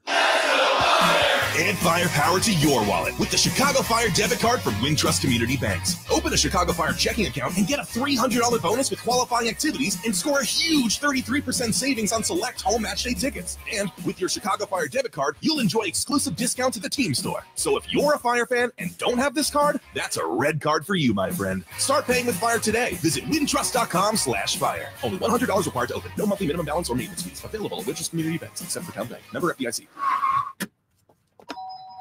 Mom, I need to lay low for a few days. Lay low? What's going on? I only paid for this Hyundai Tucson. Christopher Allen Lynch. Deal's so right, it almost feels wrong. Get the car or SUV you want at the Hyundai Getaway Sales Event. Lease the Hyundai Tucson for $249 a month or get $2,000 bonus cash. Visit your local Hyundai dealer today. Offers end March 3rd. Call 224-661-0068 for details. This is the Big 89, WLS AM, your radio home of the Chicago Fire Football Club. Halftime show rolling along. Max Anderson, Dason Robinson with you from Soldier Field. A 1-1 tie here at the half. And for the Fire, a big 45 minutes coming up. It's a tough start to the schedule. They'll head out west. You feel like 3 points here tonight is huge. Yeah, listen, they need 3 points. And, people talk about must win and, things like that. But ultimately, you want to find results in each game you play. And as we know, throughout this season, throughout the MLS season, in fact, little points matter. When I say little points, right, the ties, the victories, the games that you should have won, or the games that you at least should have tied, you lose those points or you drop points. Those things come to bite you at the end of the season. So the Fire certainly want to be able to get a point, their first points of the year here at home against DC United. Taking a look at the stats, possession ultimately in favor of DC United, 57-42. Shots 9-5, shots on goal 3-2, all in favor of DC United. Corners to a side. All sides just a couple of times, and both times against DC United. Expected goals, just about even like the score. 1.8 for DC United, 1.9 for the Chicago Fire. 2 saves for Chris Brady, just 1 on the other side for Jun Hong. And the lone yellow card coming out for DC United. We'll take a timeout. When we come back, we will have second half action for you here from Soldier Field. At Meridian, we provide quality Medicaid healthcare coverage for all who qualify. We think of our members like family and believe families shouldn't have to choose between self-care or primary care for their loved ones, because access to coverage like mental health support, preventive, prenatal, and pediatric care protects your family's future. Visit BecauseMeridianCares.com to learn how you can get access to Medicaid coverage that works for you and your family. Meridian, caring for what matters. You will receive information about your health plan choices during your open enrollment period. The Chicago Fire Foundation has committed to giving back to the community since 1998, enhancing the lives of disadvantaged youth throughout Chicagoland. You can make a difference as well. To purchase a scoreboard message or make a donation, visit ChicagoFireFC.com/foundation. Plus, participate in the 50-50 raffle during home matches by heading to fire5050.com for your chance to donate and win half of the jackpot. Join the Fire in making a positive impact on the community. Where can living well take you? Well, anywhere you want. At Blue Cross and Blue Shield of Illinois, we understand greater all-around health starts by making sure greater access to health care is all around you. It's why Blue Cross is committed to advancing and simplifying the healthcare experience for our members, no matter the state you find yourself in. We'll be forever by your side, always elevating your healthcare well beyond. Blue Cross and Blue Shield of Illinois, a division of Healthcare Service Corporation, a mutual legal reserve company. Every day, we provide primary care for hundreds of families. But when it's your first mammogram, or your child's sports injury, or your dad's annual wellness exam, you want a team that treats you and your family like the most important patients we've ever had. Because you are. We're Endeavor Health, and your best health is our endeavor. You're listening to the Chicago Fire live on 890 WLS AM. Just a couple of moments away from action resuming here at Soldier Field. John, let's check in on those keys to the game. I think the one that sticks out was the midfield play. It was rough there, I'll be honest, for the first 20, but really came on well in the second half of the first half. Well, like I said, every game is a tale of two halves, and this first half, interesting enough, was very similar in terms of it being a situation where there were two different teams out there for Chicago Fire. One that was more defensive, one's not necessarily on the same page, or maybe even brought the game to DC United. But nevertheless, the second half of the first half, like I said, since that Jonathan Bamba push in the back, the team came together. I think after a while, Sam Rogers and Jack Elliott figured it out a little bit more, who should be where and when and who's stepping. I think the midfield with Williams and Acosta and Orahel started to fill each other out and figure out where they should be positioning themselves. And then obviously the attack really started to get going earlier with Jonathan Bamba. But then Zinkernagel, man, he started to find his stride a little bit. Great first touches, great ability to draw fouls and quality locations. And nevertheless, this game turned quite a bit, and I see why it is 1-1. I think it is exactly what it deserved to be, as DC United had the first run of play in momentum in the first half, and then the Fire were able to pick it up and find that momentum during the second half of the first half. And once again, it'll be very interesting to see what takes place during the second half. As I mentioned, a lot of times it's tactics, things like that in the first half, who belongs where to go, communication, synergy, as we talked about, one of the keys. But this second half is about locking in. Here's where fitness early on in the season comes into play. Obviously, it'll be interesting to see how long Kuipers goes. Will he get subbed at halftime, just like he did last week? Zinkernagel is just coming off of injury, so how long will he go? And really, if I'm being honest, not too many offensive options on the bench to come into this game. So Omari Glasgow, I'm sure we'll see some time today. Just going through the scratches. You're right. Tom Barlow, I'm sure we'll see like we normally do. Yeah. Besides that, Christopher Cups, maybe Harold Osorio, right? Sure. But Christopher Cups, he's a defender. He's young. He's 16. He probably is on the U17 national team. So there's a good chance that Omar Gonzalez will probably see time before him. But it also, I do want to make this point. Will Sam Rogers come back out with Jack Elliott? We barely talked about it because it just kind of snuck in right there before the start of the game. But Sam Rogers wasn't supposed to be in this game. He wasn't supposed to start. It was supposed to be Carlos Terran, and something happened during warm-ups. I know we went back and looked and didn't see the official tweet that came out, but we were so in the throes of our pre-match show that neither of us noticed it until we were 2 minutes into the game. Yeah. And no, Carlos Terran, he's a pretty intimidating figure. He's a large, stocky guy, so he sticks out. When you don't see him, clearly sticks out, and you noticed it. Sam Rogers really had a tough first half for a long stretch of it. Especially that first half of the first half was a really rough stretch. Felt better as things went along. We'll see what adjustments go on. You mentioned Omar Gonzalez maybe getting his debut with the Fire. Yeah, there's a chance, but as we see the teams coming out right now, I think Sam Rogers is back. He's still out there, and that's just a vote of confidence for a young player coming in from Greg Berhalter and the coaching staff to say, hey, listen, we put you in there for a reason. Things happen. We just need to talk it out, figure it out, work together. And listen, the game is 1-1, so it's not like it's 3-0.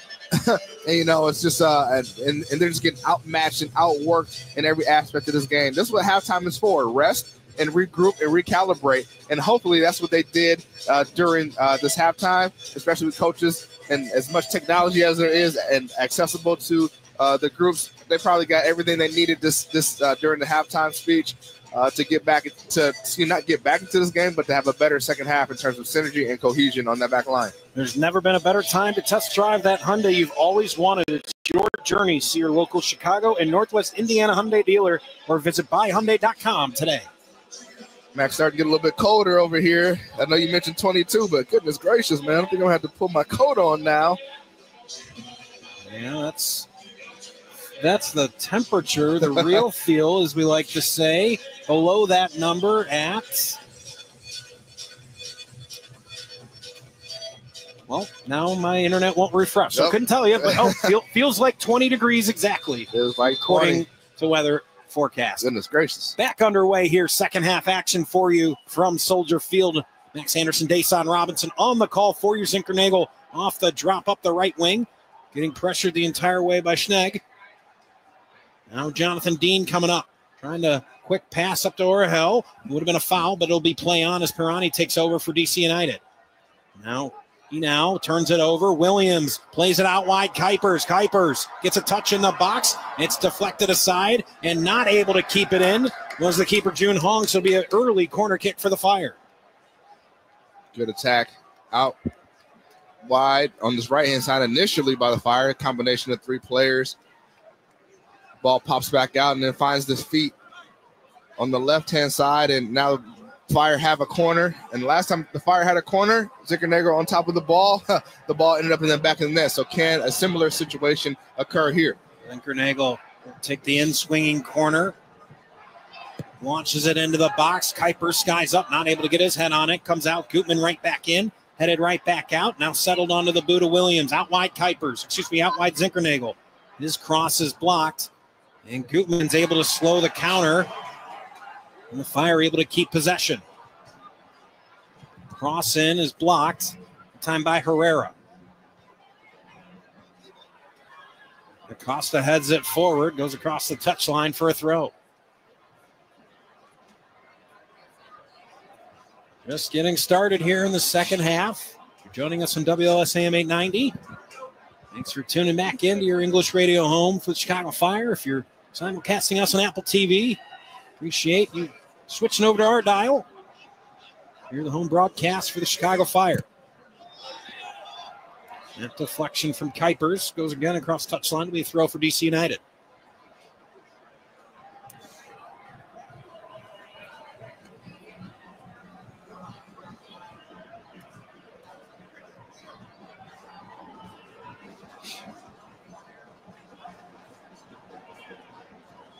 Finally thrown back into play and restarted. Gutman with a touch.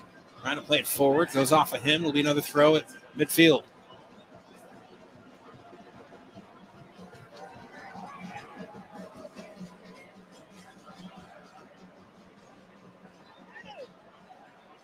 About a minute here where the ball's been in play for about 7 seconds. Finally put back into play on the throw. Now coming forward is United. Kajima out wide. Schnegg in the box, the cross, and Rogers in good position. Sends it out across the touchline for a throw for DC United. Yeah, great job there defensively by Sam Rogers, finding himself in a quality position, not allowing that ball to get crossed all the way through the box as the ball was attempted to be put across the top of the six. Schnegg trying to cross in. Dean blocks it. Goes out for a throw for DC United.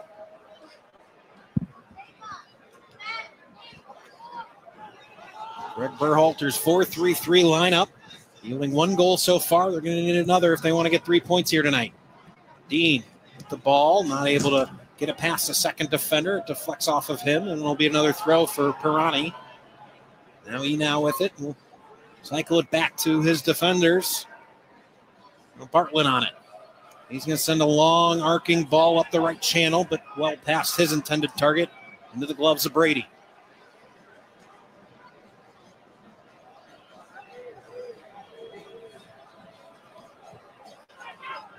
Dean can't handle the pass from Rogers. It'll be a throw for Kajima.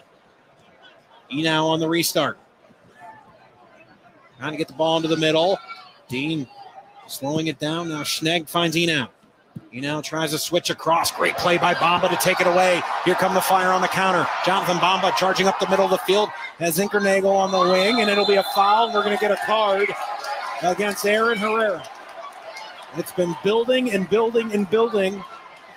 And finally, the card comes out. Yeah, well, listen, Bamba has been involved in a few interesting tackles this game, and as we've been calling for quite a bit the first half, it's like there's only so many fouls a team can commit and so many fouls a team can commit against the same player.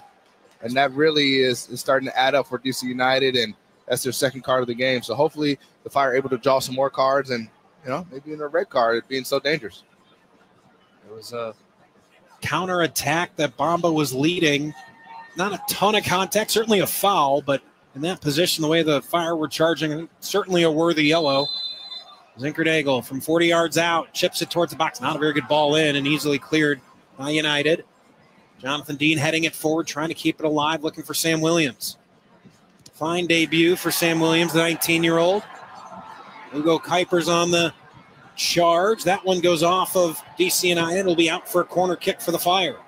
Great pressure, and as you mentioned, Sam Williams, great fight, great battle to win that 50-50 ball. Ends up in possession of the Fire and now out for a corner kick. And, hey, if I'm being honest, something I just witnessed between a few Fire players, a few high fives. A bit old school per se, but almost like they're having some fun out there. Yeah, didn't necessarily get a lot of that the last couple of years, man. And synergy is part of it. Zinkernagel's corner. It bounces around the box, headed out of danger, and Kojima takes it away for DC United. Great tackle from Gutman to take the ball back, chipping it forward, Orhel. And it's headed to the side of the box. Kuipers wins it just outside the box. Now Kuipers trying to turn, and Kojima is able to take the ball away from him. Acosta commits the foul, and DC United will be able to clear. Yeah, that's a foul. Acosta working hard, fighting for that ball defensively, and that's what you want to see out of your leader, your captain, your World Cup veteran. You need to see quite a bit of that. And if you're getting that from your leader and your team captain, the team has to follow suit for sure. Restart a play, the ball sitting on the back line for DC United. Been a relatively sluggish start to this second half into the 52nd minute.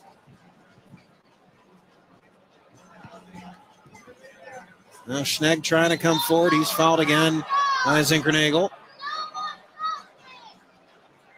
Schnegg, the Austrian international, did a great job of bringing that ball down with his chest and into the path of Zinkernagel, who brought him down. Not necessarily an egregious foul, but a foul necessary to stop the run of play on this left-hand side, and DC United is building out of the back. Trying to build out the back again. Schnegg on the near sideline. Touches forward for Pirani. Now Benteke trying to set up. Schnegg getting more aggressive into the attacking third this half.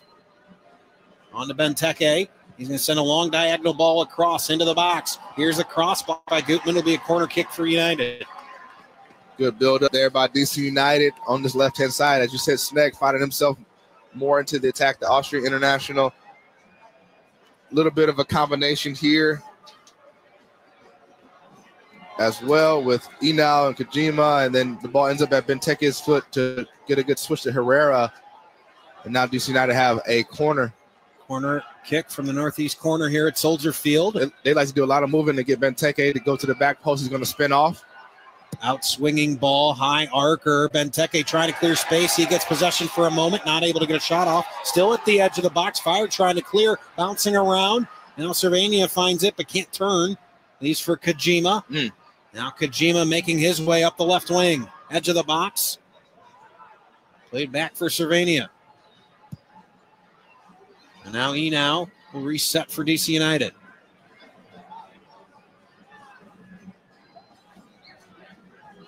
Pirani for Cervania. Pirani trying to get it right back. Kellen Acosta takes it away for the Fire. Orhel trying to spry Bamba loose. And take it away at midfield. So it's interesting at the second half, the first 8 minutes or so, a little bit different setup with the Chicago Fire attacking wise. It appeared that Bamba, maybe just on that play, was more the central forward, the number 9, and Hugo Kuipers had drifted off to the left, but it looked like maybe just a little bit of a switch in personnel for that particular play. But just interesting to see Bamba at the center forward spot. Something certainly to keep an eye on as far as backup number 9. At this point, it's Tom Barlow.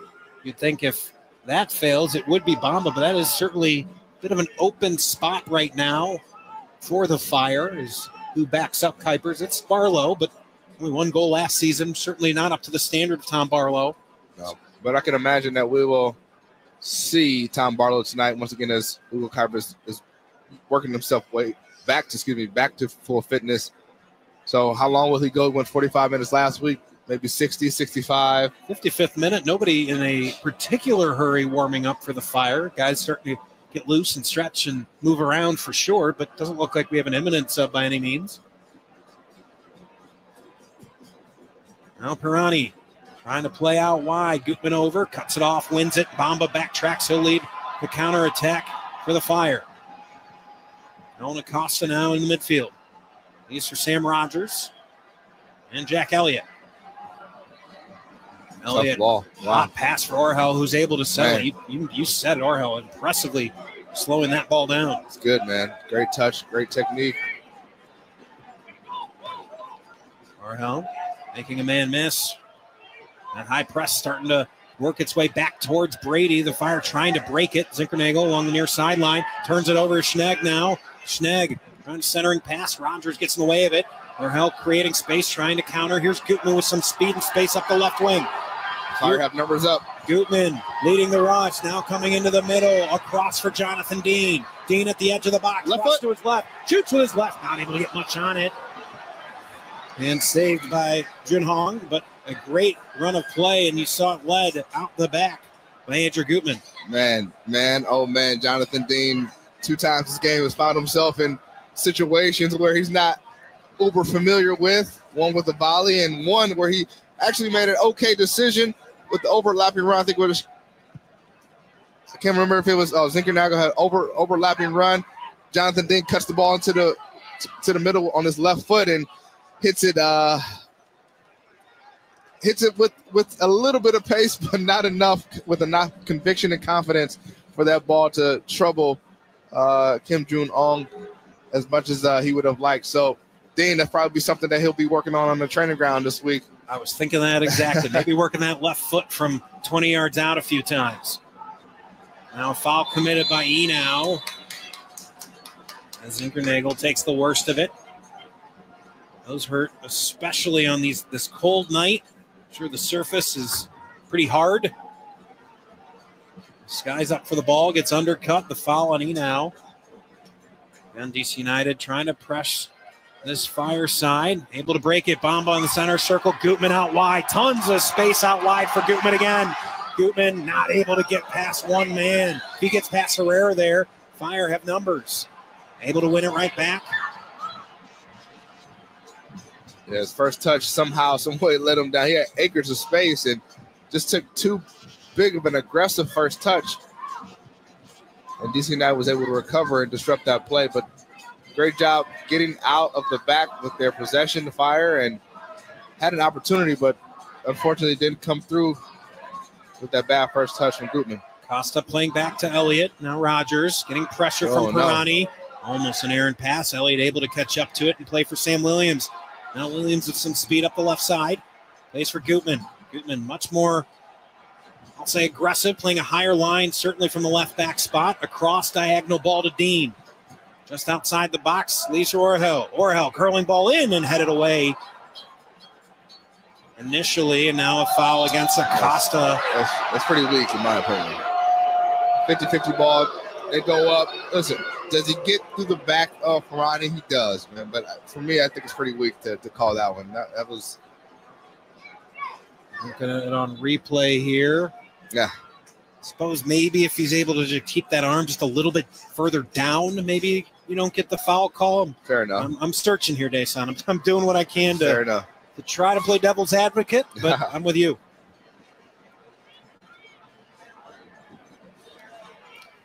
'59th minute. Has not been much flow to the second half at all. Had a lot of stoppages, slow restarts. Got a ball that's could not be farther from everybody that's on the pitch. I don't understand why. I'm not sure how that happened. Yeah.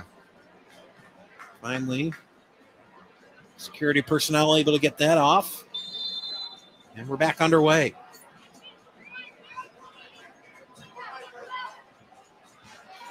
Fire bluffing like they might want to press here a little bit. Kuiper's going to chase. Sent far up the right channel. Quickly headed away by Elliott, who has been an anchor on the back line tonight. Really liked his game. Looks much more comfortable tonight than he did the other night. No, definitely. Jack Elliott is a quality player and stalwart for that Philadelphia Union side for many years, and he's brought his talents over here to Chicago, and you can see the quality that he has. Just a solid player. And a lot of times that's really all you need in MLS. You need solid players, honest players, and then you do need some difference makers. But the majority of your squad needs to be honest, solid, hardworking, and quality players. Foul committed by Kojima, just about midfield, and Greg Berhalter starting to voice more and more displeasure. He wants a conversation with our referee. We'll take a timeout or step aside, I should say, for legal ID here on WLS AM 890. This is 890 WLS AM Chicago, 94.7 WLS FM HD2 Chicago, a Cumulus media station. Brandon Cervania's evening is over. Madi Patola enters the game.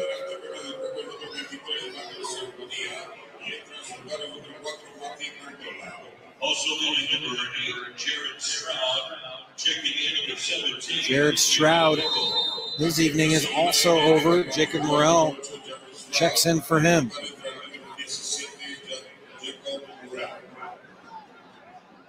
Yeah, Madi Patola, 13 caps with the Finnish national team,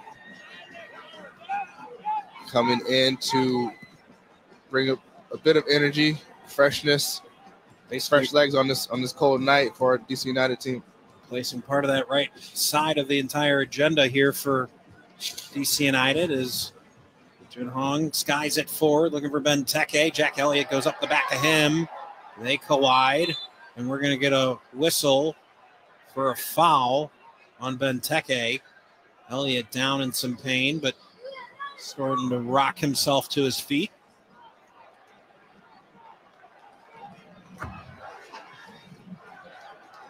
Jacob Morrell entering this matchup as well for Georgetown Hoya. 28 appearances for DC United last year. Bit of a dynamic player, and DC United have lost a dynamic player last in this offseason, and K. DiPietro, who they sold to Colorado Rapids for $1.25 million. And a bit of a transfer fee within MLS. Bamba with the ball, leaves for Gutman. Back heel touch, trying to get it back to Bamba. Just past him and cleared out, but kept alive by Sam Williams. Not a good touch on his part, and turns it over. Gutman playing a much higher, more aggressive position here in the second half. Almost like a full wingback here so far. And Sam Williams has kind of been replacing him on that left side. I think that's in an effort to try to push things forward, looking for that game winner for the Fire. And let Gutman do a little bit more work. Let the youngster Sam Williams backfill for him. This ball goes across the touchline, or end line, I should say. It'll be a goal kick for DC United. San Jose just glanced down, up 2-1 on Sporting Kansas City. How about that? Surprising, yes. Surprising, no. Like I said, Bruce Arena, Dave Sarrigan, they know how to win, man. They know how to win. They know how to win. Diagonal ball to the edge of the box, looking for Schnegg. Instead, Dean hands it out of play. Going quickly now. Kojima, the edge of the box. Sam Rogers cutting him off. Looked like it kind of deflected off Kojima. No protest, though. It is a corner kick for DC United.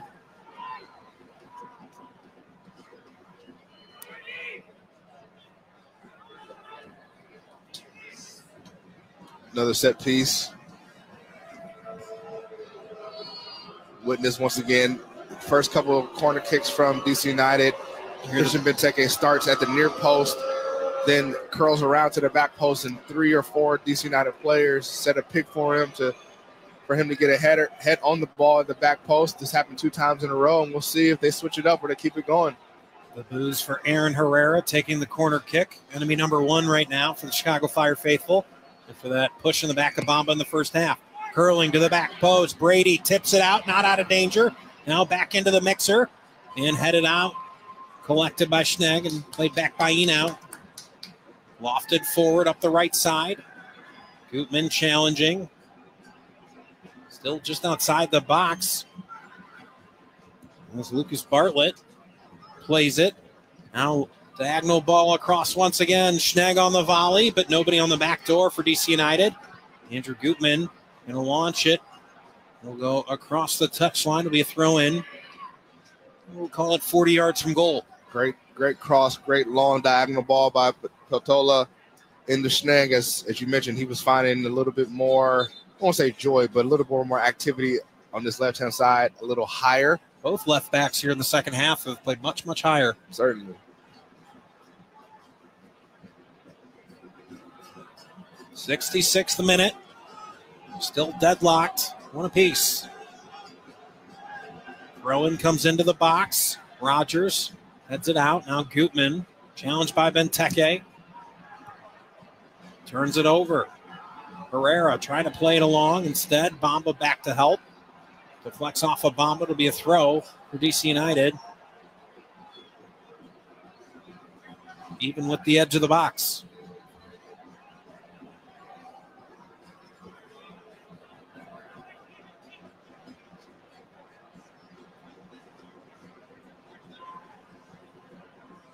It's like DC might be setting up for a little bit of a long throw. Throw into the box here. Lofted. Edge of the 6. Sam Williams gets a piece of it. He got shoved hard. Yep, and there's the whistle. It'll be a foul, and the Fire will be able to clear. Well, for the youngsters' first start, 67 minutes in. So far, so good. I guess the question is, which youngster? Fair point. There's a couple of them out there, man. And while you feel like Brady is a grizzled vet, you forget he's only 21. That's wild. Jonathan Bamba with the ball now. Center circle. He's going to swing it out wide for Gutman. I'm comfortable calling Gutman not a left back this half. He's been a wing back. He's been very aggressive up the left side. Almost like the Fire have kind of collapsed into a 3-4-3 of sorts. Yeah. I think Bama's a little bit more inside, centrally, closer to Ugo Kuipers. And like you mentioned, Gutman, they may have seen something on that left-hand side of the Fire in the first half, saying that we can exploit that if Gutman gets high. Acosta and Williams exchange. Now, Gutman trying the second ball from Acosta, but not finding the mark. Far sideline, trying to decide what to do is Aaron Herrera.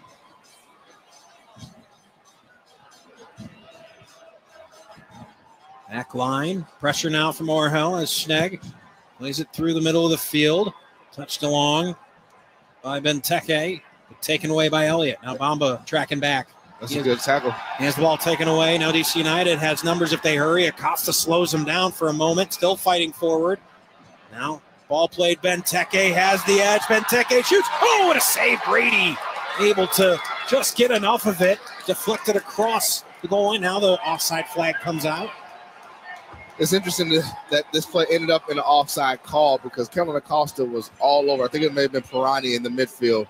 Just grabbing, pulling. Certainly could have been called back a few times. A good offside call. But that's what DC United is pleading for, is that Kellen Acosta should have been called for a foul back there. Yes, they got a shot off, but DC United wants the foul back. Was been taken offside. He was, but nevertheless, the referee decided to play on. Brady plays slow out of the back. Rogers finds a good seam through Zinkernagel. Zinkernagel away. Zinkernagel up the right channel. He's got numbers. Bamba, edge of the box. Bamba lays off Gutman. Gutman's shot deflects. It'll be a corner. Not that the Fire could have done more there, but at least they get a corner kick out of it. That's a great breakout, and there's a good, I guess we can see one of the reasons why Sam Rogers is in this game. He's able to distribute the ball with quality out of the back. Curious if Bamba had his angle cut off. I thought he was going to let a shot go from about 20 yards away. Ended up laying it off to Gutman instead. It ends up being a corner kick. I thought Bamba could have given that a go from just outside the box. Agreed. And I think maybe his first initial thought when he has the ball is maybe to distribute, and maybe, after this game, we'll talk to him about, listen, we want you to attack and get some more shots off. And I think maybe Greg Berhalter mentioned that in his presser. Here's the corner kick curling in. The header deflected. Back post. Kuipers, he scores! Ugo Kuipers again gets his brace.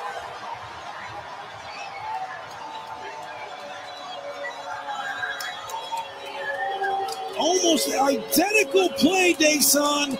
The curler from Zinkernagel deflects in the box, finds its way to Kuipers.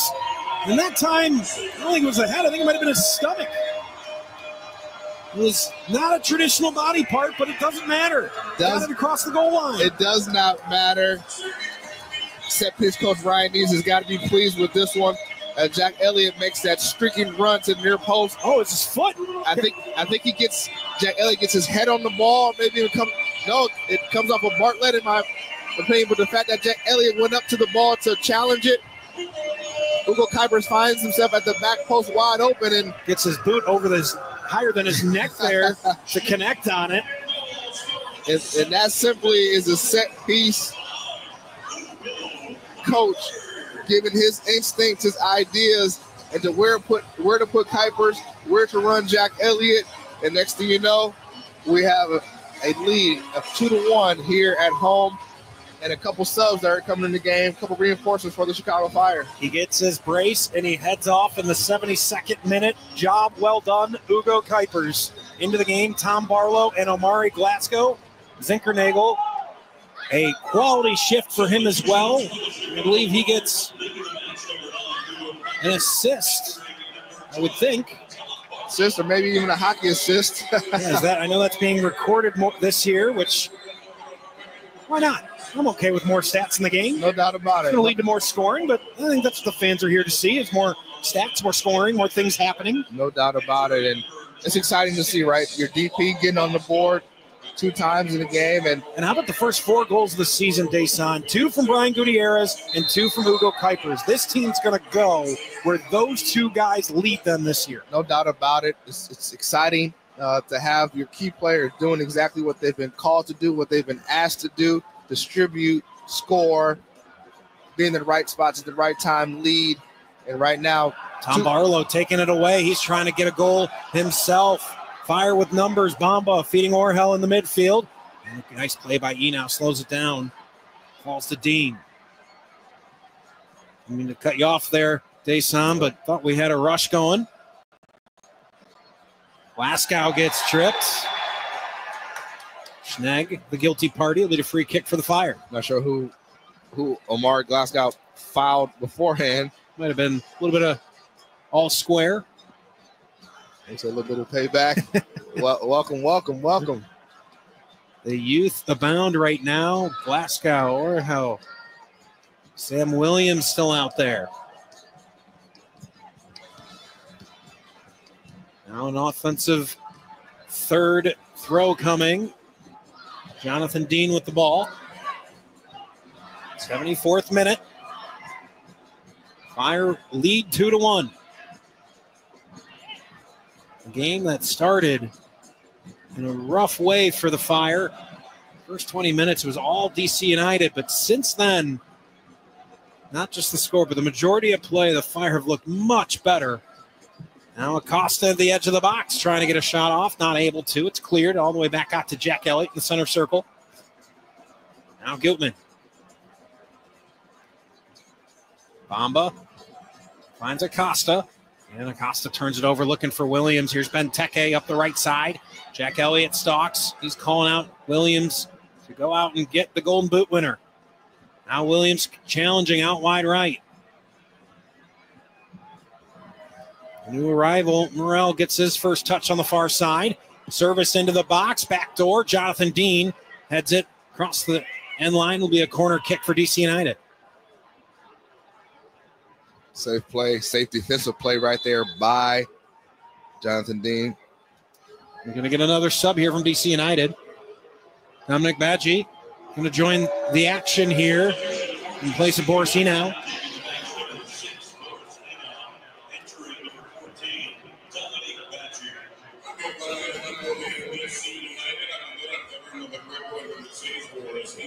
Yeah, Dominic Badgie, just another reinforcement coming in to insert himself into the attack of DC United. A lot of energy. The 32-year-old played at Boston University and is a well-traveled MLS player. 11th season now in the MLS. Across Colorado, Dallas, Nashville. 76th minute, corner kick coming from DC United. Curled into the box, front post, headed away. Jonathan Dean aggressively sends it out of play. It'll be another corner. Saw another low five there between Chicago Fire teammates. And listen, it is the little things, in my opinion, that really help a team. And seeing those things really, really are encouraging and allow me to feel really optimistic about this Mini Red side this year. Jonathan Dean giving up about 6 inches on that front post. He keeps battling now. Curl to the back. Chris Brady's got to parry it away over the bar.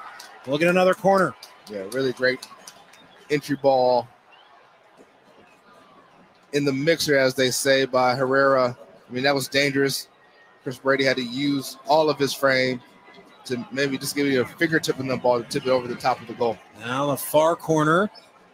Bringing it in United. Another curler, low liner, gets a deflection but goes across the box. Now in the corner.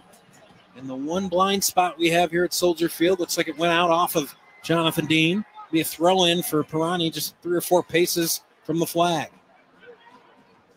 Now he'll leave it for Schnegg, who you would imagine is going to try to put it in the box. Yeah. Semi-long throw, I guess you could say. Bartlett's up. Schnegg airs it forward. And again, cleared out.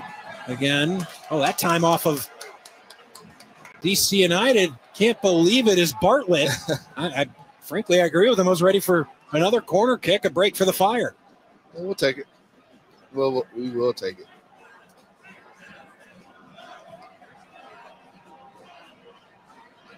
Bartlett, the long, lonely jog back to his defensive position after feeling like he got robbed. Brady will get things started. Rogers just outside the box getting some pressure from Badgie.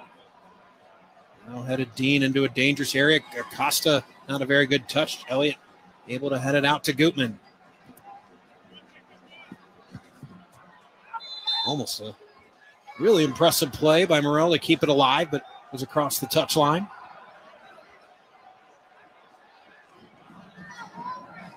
Fire going to look to start to slow things down here as we get into the 78th minute. Now, fortunate touch. Orhel with some space up the middle of the field. Orhel out wide, Omari Glasgow. Glasgow approaches the box. Good touch on to Bamba. His shot wide of the goal. It's going to be a goal kick. Like to see him be aggressive. That one well wide of the cage. Yeah, in that position, Omari Glasgow got the ball from Orhel. I actually would have liked to see Omari Glasgow attack that defender a little bit more assertively. Great run through by Bamba and try to maybe catch Jun Hong off his line and maybe not even ready for that shot. But nevertheless, good attacking play by the Men in Red side. Now bad touch as Glasgow's able to take it away. Orhel out wide.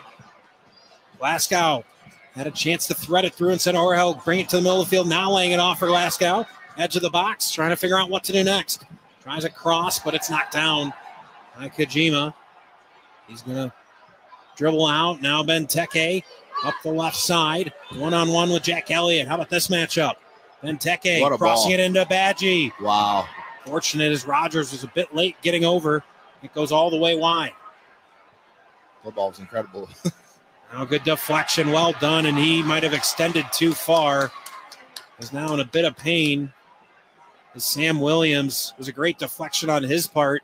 He might have overextended. He gets back up, jogs it off. Go to be 19 again. Yeah. Now Pirani.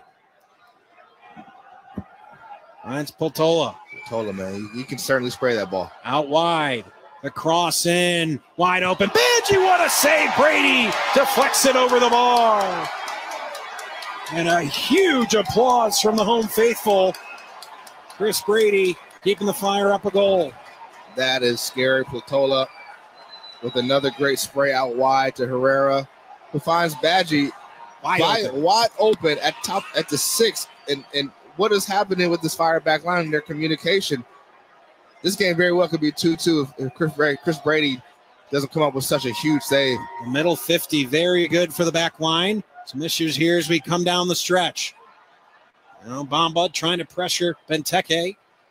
Turning his Kojima, his shot blocked by Gutman, deflects to the far touchline. It'll be a throw for DC United.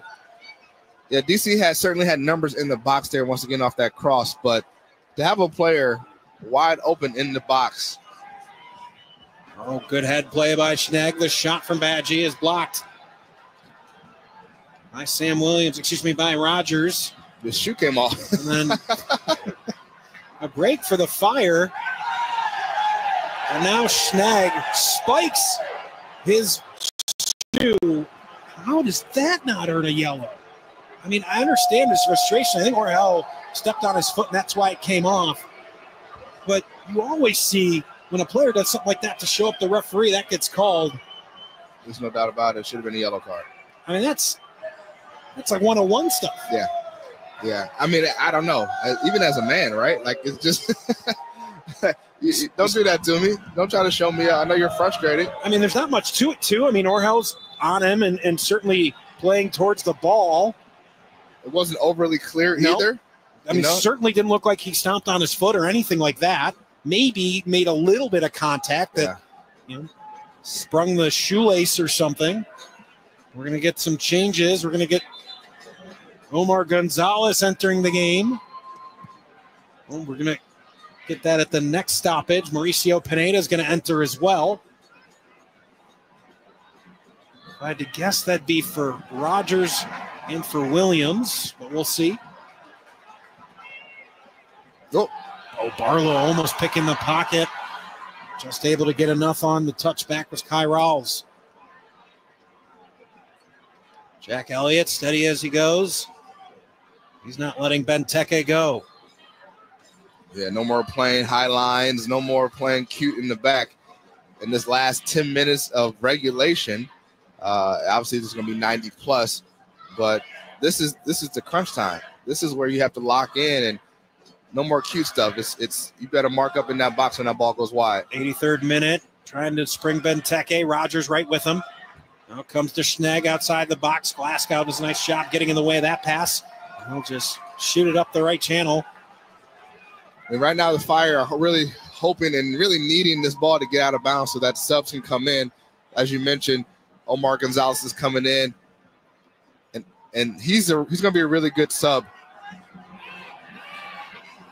for Sam Rogers, as he is experienced and is big. And you have Badgie and Benteke.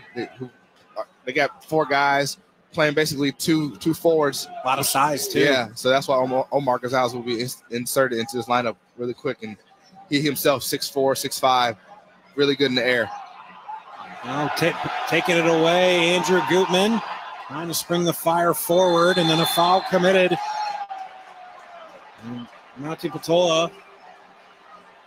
Never seen somebody so incredulous so many times in so little time.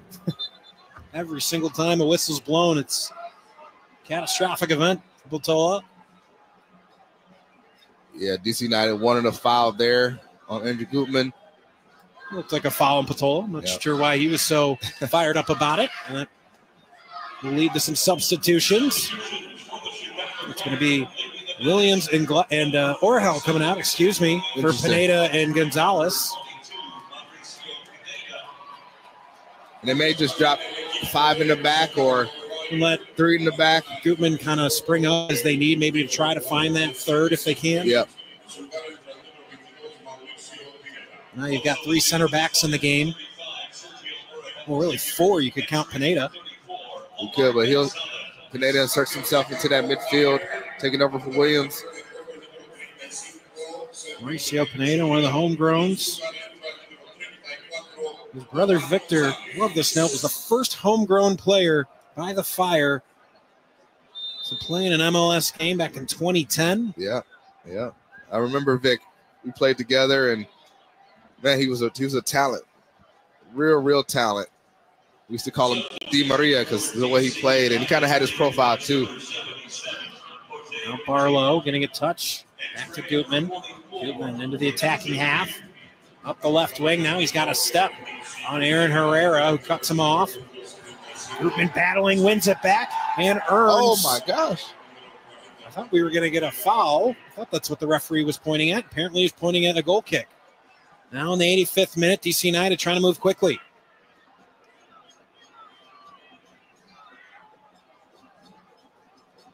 Yeah, they don't have a choice. Obviously, they're down. Inserted Badgie up top as well. They have a front line of 4 players, basically, DC United does. Really trying to put the pressure on DC United's Chicago Fire's back line. Missed it at the last stoppage, but Rita Zuhair into the game for DC United.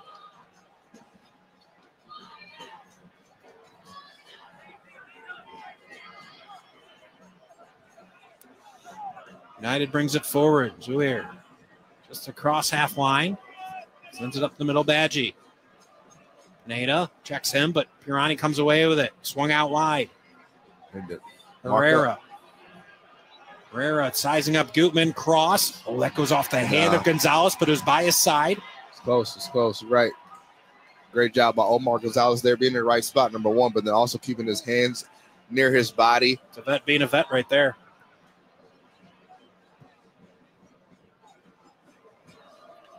One thing about Omar Gonzalez is that he knows how to win. Now ball coming forward. Benteke, edge of the box. What a sprawling save, Chris Brady. It was floating, and the deflection, while it probably slowed the reaction from Brady, the lack of pace allowed him a full extension. It was curling and just gets his fingertips to tip it outside the bar. Benteke finds himself at the top of the box, turns and hits, deflection, and Brady once again stretches all the way out. Benteke was on his way to celebrate.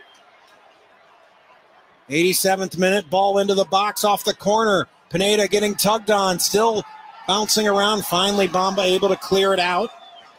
Taking it right back, Herrera. He wants to send one into the box. Gutman stops it, sends it up the middle of the pitch. Now controlled by Patola. 88th minute. Right now it's about marking up in the box, staying connected, staying next to a player with a different color shirt, no matter where you are, talking, scanning, looking left and right, seeing who's wide open. Sending it all the way back to Jun Hong. Center circle sending forward for Schnegg. Dean heads it away. Across the touchline, it'll be a throw. Now Schnegg gets it right back into Bartlett.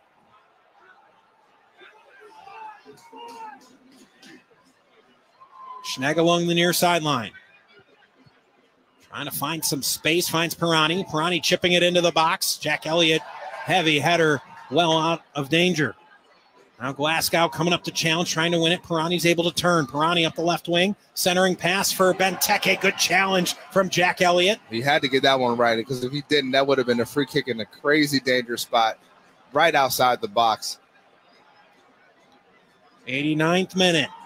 Barlow chasing. Now Bamba putting some pressure on the back line. Herrera comes forward, cuts inside.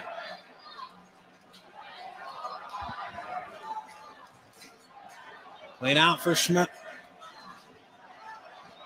One thing the Fire can't do right now is give up any careless fouls. So no diving in. If you're going to defend, you need to defend honestly. Schnegg. It's across to Patola. Here's Herrera. Looking to the box. He chips one in. Looking for a header of Benteke. Got a piece of it. Oh. And a card's going to be brought out. Was it a handball? I couldn't tell. It was shielded from the play. It's going to be a penalty kick. It's a handball. Oh, my goodness. In the 89th minute, it was shielded from it. It was a very direct point and a yellow card out. I think it's on Rodgers.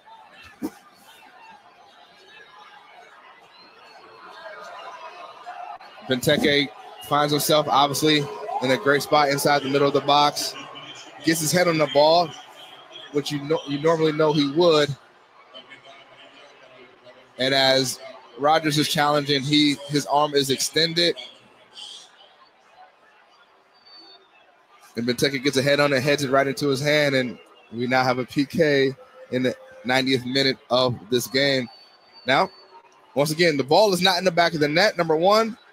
Number two, Chris Brady is a formidable keeper. Nothing is guaranteed. Nothing is automatic. So the Fire need to follow up this shot if Brady does save it. 0 for 10 in his career on penalty kicks. Chris Brady, can he come up with one I think that he could will win the game? I think he will. I think he will. Benteke to take it for DC United. Benteke approaches, shoots over the bar! Benteke went over the bar! Wasn't even close! It was a good 5 to 10 feet over the bar. Incredible!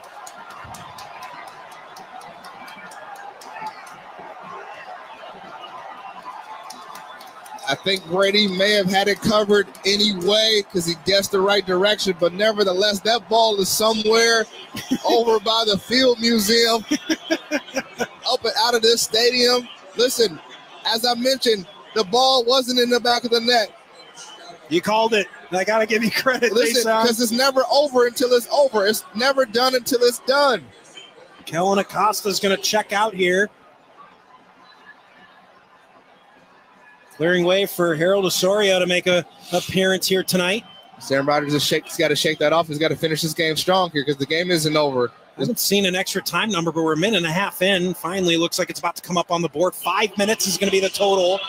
Omar Gonzalez clears it across the touchline. Already a minute and a half into stoppage time. Schnegg is here. On Rolls. Zahir skies it across diagonal ball, edge of the box. Gutman clears it. Bamba takes over for the Fire. Now Bamba surveying the landscape, picking through the midfield of DC United. Now Gutman on the ball. Gutman's going to send a hard ball forward. Now Gonzalez heads it back across half line. Yeah. Once again, the Fire, no silly turnovers, no unnecessary turnovers as well. This is not that type of game. We don't want to give them another opportunity to tie this thing up. Omar Gonzalez heading it again forward, taking no chances. Glasgow on the ball. Challenging. Quotola. Diagonal ball, but Dean waiting for it. He needs to go. He's going to release Glasgow up the right wing. Omari Glasgow gets his heel taken out. We're going to get another card out from Schnegg. And he's been waiting for one all game long, frankly. And I actually think that was an unnecessary foul by Schnegg. Yes, Omar Glasgow was breaking, but they had numbers back. It was a dangerous situation, but guys were shrinking back, and I think it was at half field. I don't think he needed to do that, but nevertheless, that is the decision that he made, and he does pay for it with a yellow card. 3 minutes of extra time now expired. The Fire with a free kick right at half field. Rogers sends it forward. Looking for Barlow, headed out. Osorio challenges in the air, comes to Glasgow on the edge. Dean tries to play it forward. It's deflected off of DC United. That was Rita Zahir. Jonathan Dean on the throw-in. Barlow boxing out a man, able to turn. He's being pulled on. We're going to get a foul. What? Oh, it's going to be on Barlow. That is a shock, if I'm being honest. Barlow was trying to turn. It looked like he was being pulled on the entire time. I guess they're going to call like a clear out. Like sometimes you see in the NBA. You don't see that called very often. Offensive foul, right? In soccer. Clear out, hook. Yeah, certainly. Comes to Gutman, and he sends it into the 15th row down in front of us. It's crunch time now. 5 minutes of stoppage time. 4 minutes have expired. Schnegg on the restart. Challenge, trying to thread through, and Jonathan Dean, who's had an outstanding game here tonight. Pirani, cross into the box, cleared out. No, dribble, no, carry that. Played all the way back As Glasgow was almost released. He was. And Tom Barlow just waited just a half a second. Maybe take a touch on that, then release Omar Glasgow. Lofted forward, 4:30 of the 5 minutes expired of extra time. Barlow chasing, now Schnag feeds it into the box across. Gutman able to head it across the end line. Looked like everyone was looking at each other like, who's going to clear this one? It was a weird one because it was like an off-speed, low-driven. It's also kind of strange the way DC United didn't seem to be able to break towards the ball well at all either. Now, keeper's up. Keeper is up, and he's got some height to him. That's 6'2". Cross comes in, headed away by Barlow. Patola, now out wide Herrera. 5 minutes expired, chipped into the box. Bicycle kicking it in. Oh, my gosh.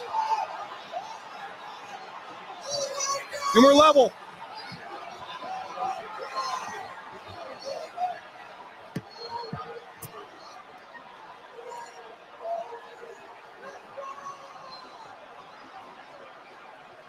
I don't think I've ever seen that in my entire soccer career. As a player, as a coach, as a broadcaster, a bike. And it's Morrell. And Chris Brady can't believe it either. I mean, I'm in shock. This crowd is in shock. They're pressing off the corner kick. Ball is headed out by Tom Barlow. They get the line up. Ball is played back in by Herrera, and Morrell out of nothing. Little flutter, little over the head. Maybe not even over the head, just facing the other direction, gets a boot on it and just loofs it into the corner and in the goal of Chris Brady. And this game is tied 2-2. Jason, wow. You nailed the description, but you have to see it. And that will do it. Final whistle. DC United absolutely steals a point here at Soldier Field in the home opener for the Fire. 2-2 the final. We'll take a break. Post-match show coming your way after this. Chicago's premier indoor-outdoor community soccer facility is the Fire Pitch, located at 3626 North Talman Avenue. With over 300,000 visitors each year, the Fire Pitch offers programming opportunities for youth and adult players of all skill levels. And that's not all. You can also rent fields, host your birthday party, or host your next private event. For more information, email the Fire Pitch at chicagofirefc.com or